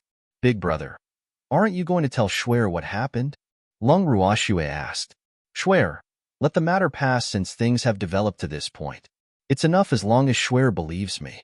Although he wanted to tell the truth, he didn't want to make things difficult for his master, nor did he want to damage his academy's reputation because of a few black sheep. They'll listen to Big Brother, Lung Ruoxue coaxed. She knew that her brother had concerns and would rather suffer himself, but she didn't have any. Humph, let the matter pass? It's not going to be that easy. How can I let anyone who bullies the Lung family off so easily? Do they really think that the Lung family are pushovers? Big brother, it's getting late. You should rest early. Swear will visit you tomorrow. Okay, Big brother will sleep now and wait for Swear to come tomorrow. Lung Ruhan didn't want Swear to worry. Lung Ruoxue watched her brother fall asleep on the bed with her own eyes before leaving with Yichen. Swear, do you really intend to let this matter pass? Yichen asked curiously. What do you think? Lung Ruoxue asked rhetorically. No matter what you want to do, don't leave me behind. You have to count me in. Yichen didn't believe that this protective little woman would let those fellows who made her elder brother the scapegoat go unscathed. Okay, no problem, Lung Ruoxue said generously. Why should I decline if someone is willing to be a free goon? Come up, Lung Ruoxue said to Yichen as she sat on Quill's back. Where are we going? Yichen was curious. Misty Woods, Lung Ruoxue's pink lips softly murmured. The Misty Woods was one of the many medium-sized forests in the Eastern Lagoon Empire. It was incomparable to the illusionary forest, regardless of size and the population, types, and levels of spirit beasts. The Misty Woods was much safer than the illusionary forest, and it was very close to Phoenix City. As a result, the Heavenly Phoenix Academy often regarded the Misty Woods as a training ground for new students. She had learned from Ming and that her brother met with the accident in the Misty Woods. "Are we going hunting in the Misty Woods at this late hour?" Yi Chen teased. "Yes, hunting," Lung Ruoxue said lightly. After flying for less than half an hour, Quill brought them to the entrance of the Misty Woods. "Quill, find a spirit beast and ask where the fire rhinoceros's territory is," Lung Ruoxue said directly. "Yes, master." Quill's sharp eagle eyes searched around and found an owl hiding in a tree. Quill flew directly to the front of the owl and asked, "Where is the territory of the fire rhinoceroses?" "This insignificant beast will bring you there," the 1-meter-tall owl said while trembling in fear. "Hey, this is it," the timid owl said. "Thank you. This is your reward." Long Ruoxue threw a spirit fruit to the timid owl. The owl opened its mouth to catch the fruit, nodded in gratitude, and quickly flew away. "Quill, go and capture a fire rhinoceros for me," Lung Ruoxue ordered. The fire rhinoceroses should be asleep, so she had to lure them out. Yes. Quill flew around in the sky and then swooped down. A chubby, fiery red rhinoceros appeared in his sharp claws when he flew up again. Fire rhinoceroses were fire attribute rhinoceroses. They were mostly intermediate spirit beasts, but a small number of them were advanced spirit beasts of level 7 and above. The fire rhinoceros caught by Quill was a level 7 spirit beast. "Who are you people?" the fire rhinoceros stammered. "Don't be scared. We just want to have a chat with you," Lung Ruoxue said with a smile. "I have nothing to talk about with humans," the fire rhinoceros said fearfully. How could it not be afraid? There was a holy beast eyeing it covetously next to it. "Boo-hoo. Schwer, I'm hungry. Let's roast it and eat it. It seems to have a lot of meat, so it should taste good." Yi Chen looked at the fire rhinoceros lying on the ground. "Yes, I heard that fire rhinoceros meat is very delicious. I haven't eaten it before," Lung Ruoxue said cooperatively. "It's more than that. The hide of fire rhinoceroses is also very valuable. So are their horns. They are all good raw materials for making equipment." Yi Chen commented critically about fire rhinoceroses. "One probably isn't enough to eat, right? Why don't we catch a few more? We can bring them back for Grandpa and the others to try," Lung Ruoxue said. "Master, I'm going to catch more." Quill flew up again. In less than half an hour, Quill caught more than a dozen fire rhinoceroses, each of them a level 7 spirit beast.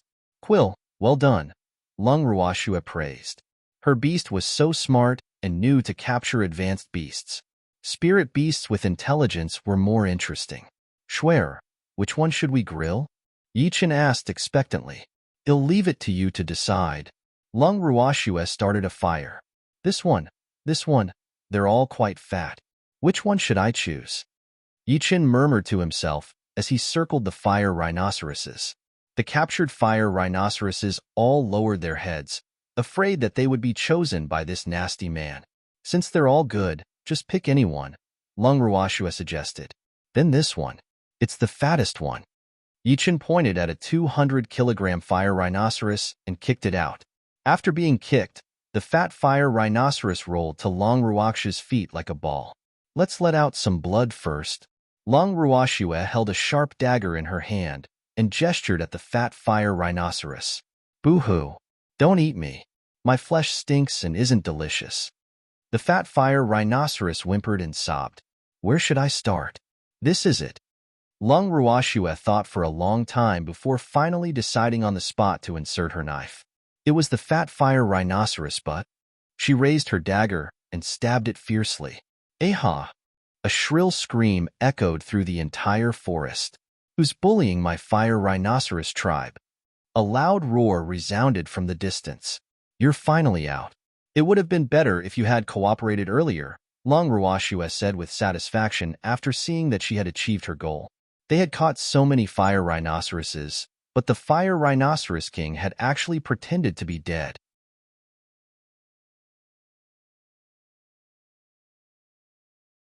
Chapter 45, Fire Rhinoceros King 1. "All right, Stop screaming. You want die from the stab.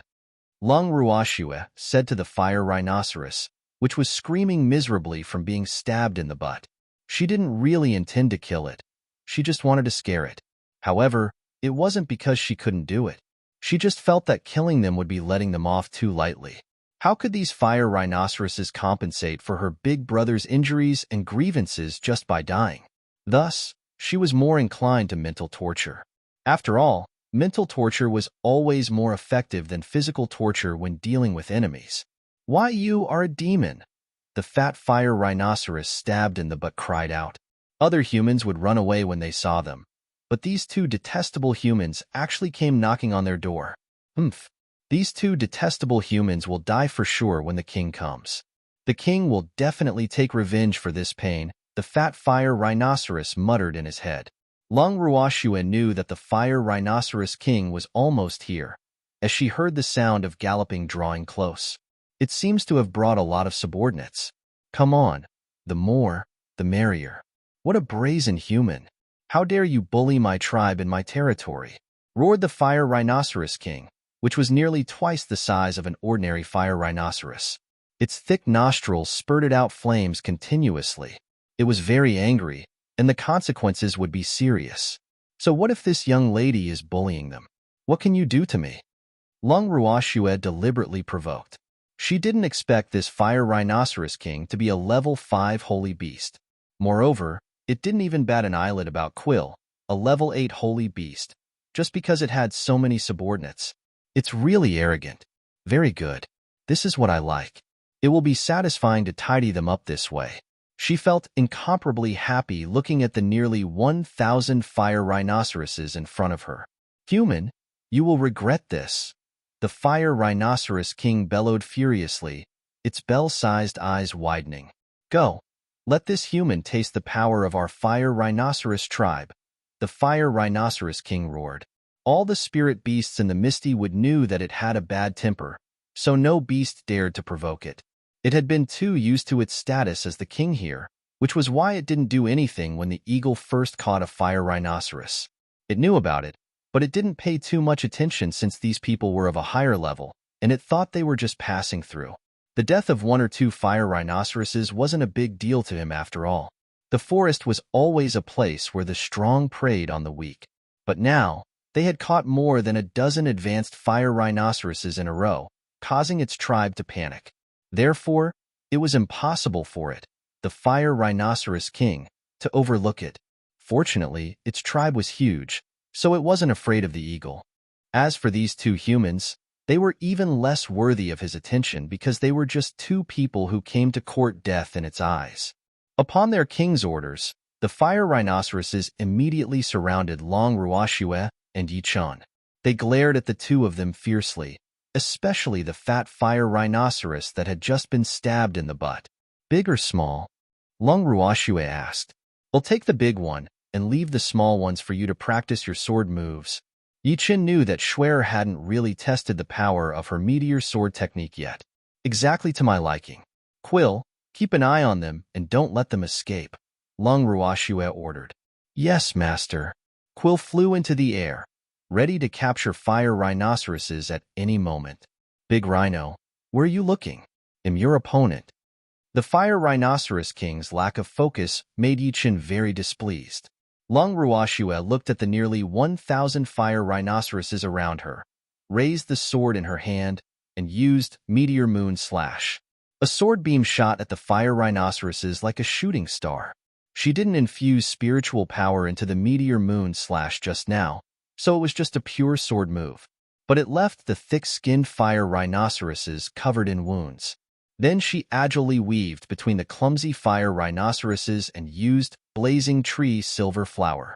The sword beams infused with fire attribute spiritual power swept at the fire rhinoceroses like blazing shooting stars, instantly killing more than half of them. She was extremely fast, and most of the clumsy fire rhinoceroses died before they could react. Seeing that the fire rhinoceroses were either dead or wounded and could no longer attack, Lung Ruoxue stopped and looked over at Yichun. Long Ruoxue couldn't help but become a little speechless when she saw Yi Chun using only his fist to beat up the Fire Rhinoceros King until it was unrecognizable and kneeling on the ground begging for mercy. How tough must this freak's fist be to beat the Fire Rhinoceros King to such a state? Great masters, please spare me. It's all my fault for failing to recognize your greatness. Boo-hoo, the Fire Rhinoceros King pleaded. Don't worry. We won't kill you now, Long Ruoxue said. She believed that the Fire Rhinoceros King must have now suffered a serious blow, both physically and mentally. As long as you answer my questions honestly, and your answers satisfy me, I will let you go. Really? The Fire Rhinoceros King asked fearfully. It was really scared of these two humans now. Where did these demons come from? Boo-hoo. You can choose not to believe me if you want to die now, Long Ruoxue said impatiently. I believe you. I definitely believe you. The Fire Rhinoceros King said hurriedly. How could it dare not believe her? Very good. Then let me ask you, did your tribe almost kill a man a month ago? Long Ruoxue asked. How do you know about that? The Fire Rhinoceros King was startled. Are these two demons here to avenge that man? Why did you want to kill him? Long Ruoxue asked while suppressing her anger. We didn't want to kill him. We wanted to kill a woman who came to steal our Fire Rhinoceros fruits, the Fire Rhinoceros King said aggrievely. Fire Rhinoceros fruits were their favorite fruit to eat, and they were very important to them. Anyone who wanted to steal them had to die. Tell me what happened in detail, Long Ruoxue ordered. Yes. The Fire Rhinoceros King explained the situation at the time in great detail, and then it looked at Long Ruoxue with a pleading gaze. Boo-hoo. I don't want to die. What did that woman look like? Long Ruoxue asked. It turned out that the Fire Rhinoceros King was also seriously injured at the time, which was why that woman was lucky to have survived. I can't say. She should be very beautiful according to human standards, the Fire Rhinoceros King said. Fire rhinoceroses didn't like human women.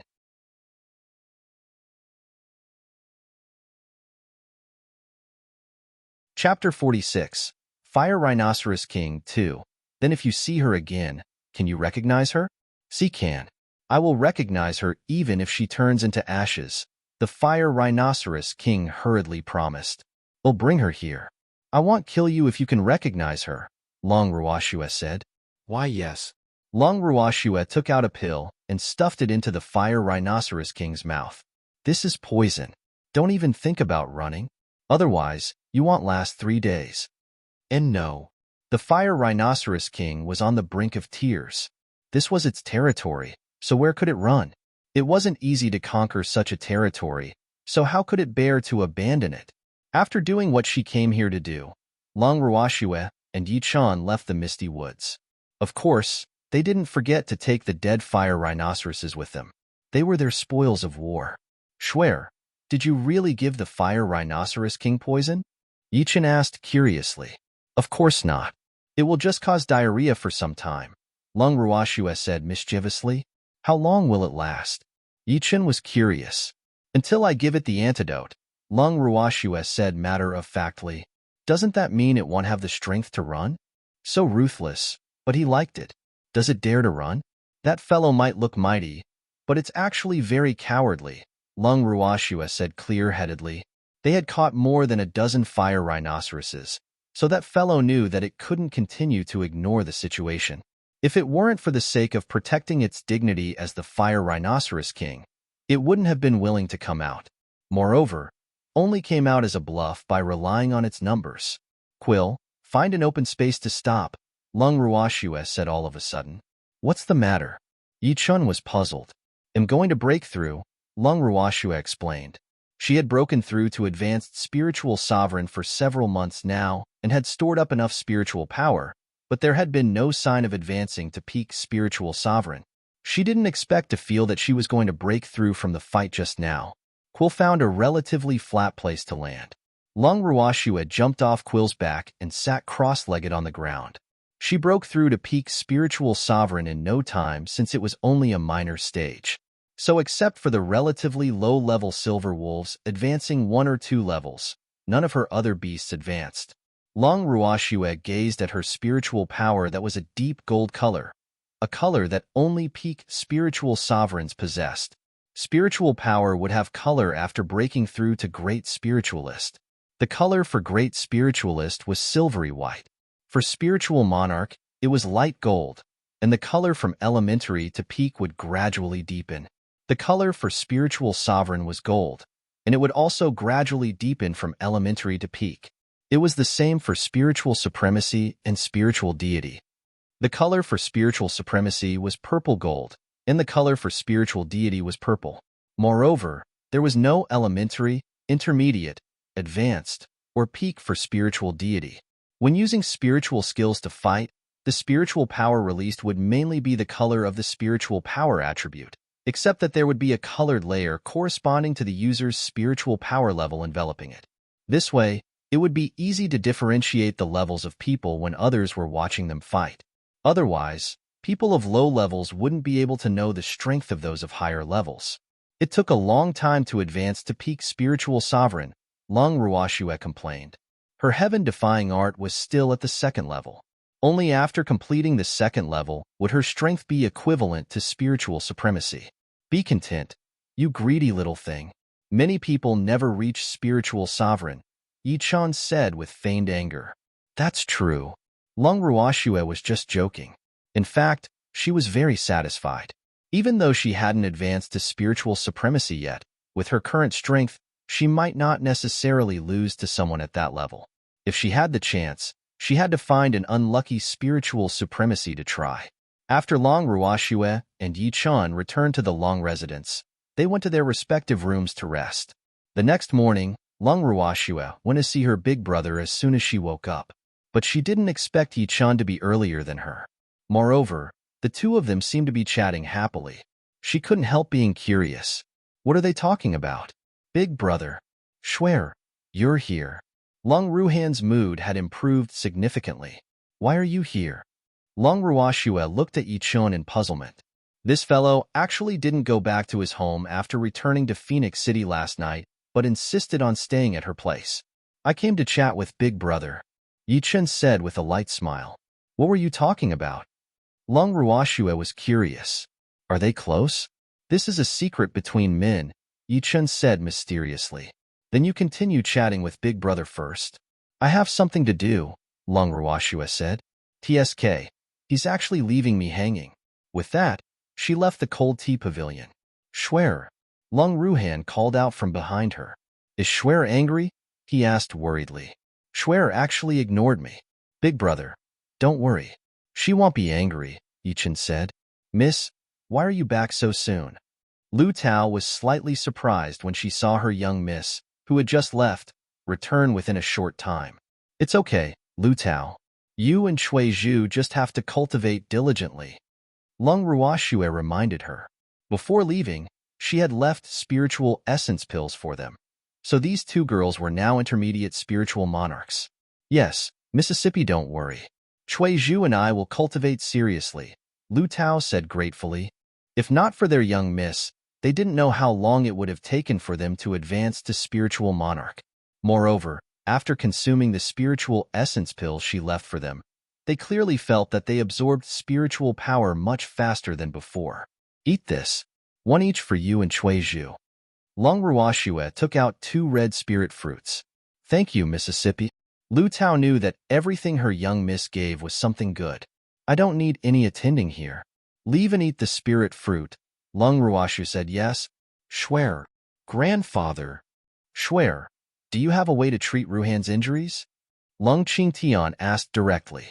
He knew that Ruhan was willing to speak now. I don't know either. I have to search through the pill formulas Master left me, Lung Ruoxue said. Look for it then. Grandpa will accompany Ruhan, Lung Qingtian said worriedly. Grandpa, don't go yet. Yi-chan is there.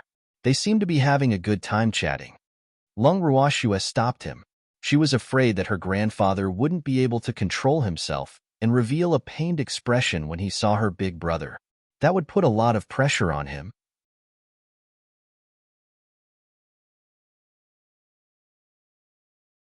Chapter 47. Breakthrough at last. Okay. Grandpa won't go see him now. He knew that his grandson was a proud person, and the last thing he needed was pity, even if it was from his relatives. Grandpa, let's enter the Heaven and Earth bracelet to take a look. It has changed a lot since I unlocked a layer of the seal, Long Ruoshue said. Okay, Grandpa will enter and take a look then. Long Ruoshue brought her grandfather into the Heaven and Earth bracelet. Long Qingshan's eyes widened as he stared at the scenery in front of him. The space had become larger, and the spiritual energy was denser than before. It was really a good place to cultivate. Shuer, where did these silver wolves come from? Long Qingtian looked curiously at the silver wolves running around leisurely or lying on their stomachs in the distance. They are my contracted spirit beasts, Long Ruoshue said. The Silver Wolf King had been imploring her to let his subordinates in ever since he entered. Seeing that this place was pretty big, she had moved the silver wolves staying in the spirit beast space here. Long Qingtian was speechless. My granddaughter is really too abnormal? Shuer, do you know that spiritual sovereigns can only contract up to 3 spirit beasts?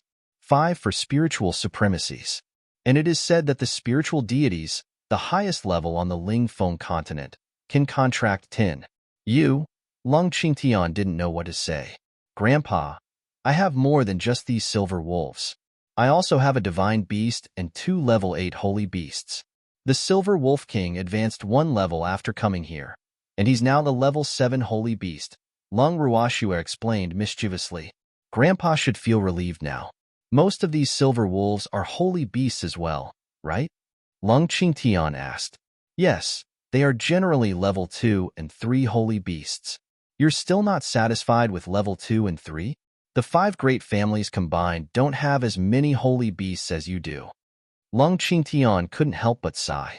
The top families didn't have as good a holy beast allocation as everyone imagined because there were many younger generations and disciples. Most of them had advanced spirit beasts. They were not qualified to enjoy holy beasts unless they were the top geniuses in their respective families. Shuer, Grandpa can finally rest assured now, Long Qingtian said. No one on the Lingfeng continent can bully Shuer with these spirit beasts of hers. By the way, Shuer, what level are you now? Long Qingtian asked curiously. Shuer had always been hiding her true strength, so even he, a spiritual supremacy, couldn't discern her level. Grandpa, see for yourself. Long Ruoshue casually removed the shield hiding her level. Spiritual sovereign. Peak spiritual sovereign. Monster, what a monster. Ruhan and Huaqing were called stunning geniuses when they advanced to spiritual sovereign at the age of 20. His granddaughter was only 15 years old. A 15-year-old peak spiritual sovereign. Isn't this a deliberate blow to my confidence? Big sister, big sister. The little wolf rubbed against Long Ruoxue's calf coquettishly. Grandpa, this is little Feng Feng, the Silver Wolf King's child. Long Ruoxue introduced. Hello, little Feng Feng. Long Qingtian pet the little silver wolf's head lovingly. Spirit beast cubs were very cute. Hello, Grandpa. The little wolf greeted politely. Good. And me. And me. Beloved Master's Grandpa. I am beloved Master's darling. Darling refused to be outdone. A few drops of sweat rolled down Long Qingshan's forehead. Is this cute little purple fox saying a tongue twister? Grandpa, his name is Darling, a cringy fox, Long Ruoshue explained. Oh, hee. Darling is very cute, Long Qingtian said. This fox is quite interesting. Yes, yes. Beloved Master's Grandpa, you have good taste, Darling said proudly. Grandpa, talk to them for a while. They'll go and see if there are any pill formulas that can cure Big Brother. Go on. We'll chat with these cute little fellows. Don't worry about me. Long Ruoshue walked into the alchemy room of the purple bamboo hut and carefully read the notes her master left behind, looking for a pill formula that could cure her brother. Qingju, big sister. Qingju appeared directly in front of Long Ruoshue when he heard her calling. Qingju, you should know my brother's condition? Yes. Although he couldn't leave the Heaven and Earth bracelet currently, he knew about the situation outside. I just read Master's notes. There are no related pill formulas recorded in them. Have you heard Master mention anything before? Long Ruoshue asked. Qingju had traveled through many spaces with her master and knew a lot of things. Big sister, old Master still has a utility room. The things inside are all things that old master didn't think were important. You can look through there. If there isn't anything there, then there isn't any, Qingju said after some thought. Where? It'll bring you. Big sister, this is the place, Qingju said. Long Ruoxue looked at the so-called utility room. It was very neat and tidy. Although it was full of things that her master didn't fancy, he didn't throw them into here casually. Alas, her master's standards were too high. Every piece of junk in this utility room would be a priceless treasure if taken outside. But her master didn't fancy them at all. However, she was not as extravagant as her master, and many things here were still very useful to her currently. Long Ruoxue carefully searched through every corner and finally found what she needed among a pile of pill formulas that her master thought were useless. The pill formula had an essence restoration pill, an intermediate pill that wasn't difficult to concoct. She was just short of the main ingredient, essence restoration grass. She had all the other herbs, but what was essence restoration grass? Grandpa. Long Ruoxue left the purple bamboo hut and saw her grandfather playing with little Feng Feng. Shuer, how is it? Did you find anything? Lung Qingtian asked anxiously when he saw his granddaughter come out. Yes. Grandpa, don't worry. Big brother will be fine. Lung Ruoxue comforted him. That's good, that's good. Lung Qingtian finally felt relieved. Grandpa, I have the pill formula, but am missing the main ingredient. You're tuning in to the Romance Rendezvous YouTube channel. We're so grateful for your support, and don't forget to subscribe to join us on this incredible journey through captivating stories. Your generosity through donations truly makes a world of difference, as it's the primary source of revenue that allows me to expand and enhance this channel for you. Thank you from the bottom of my heart for being a part of this adventure.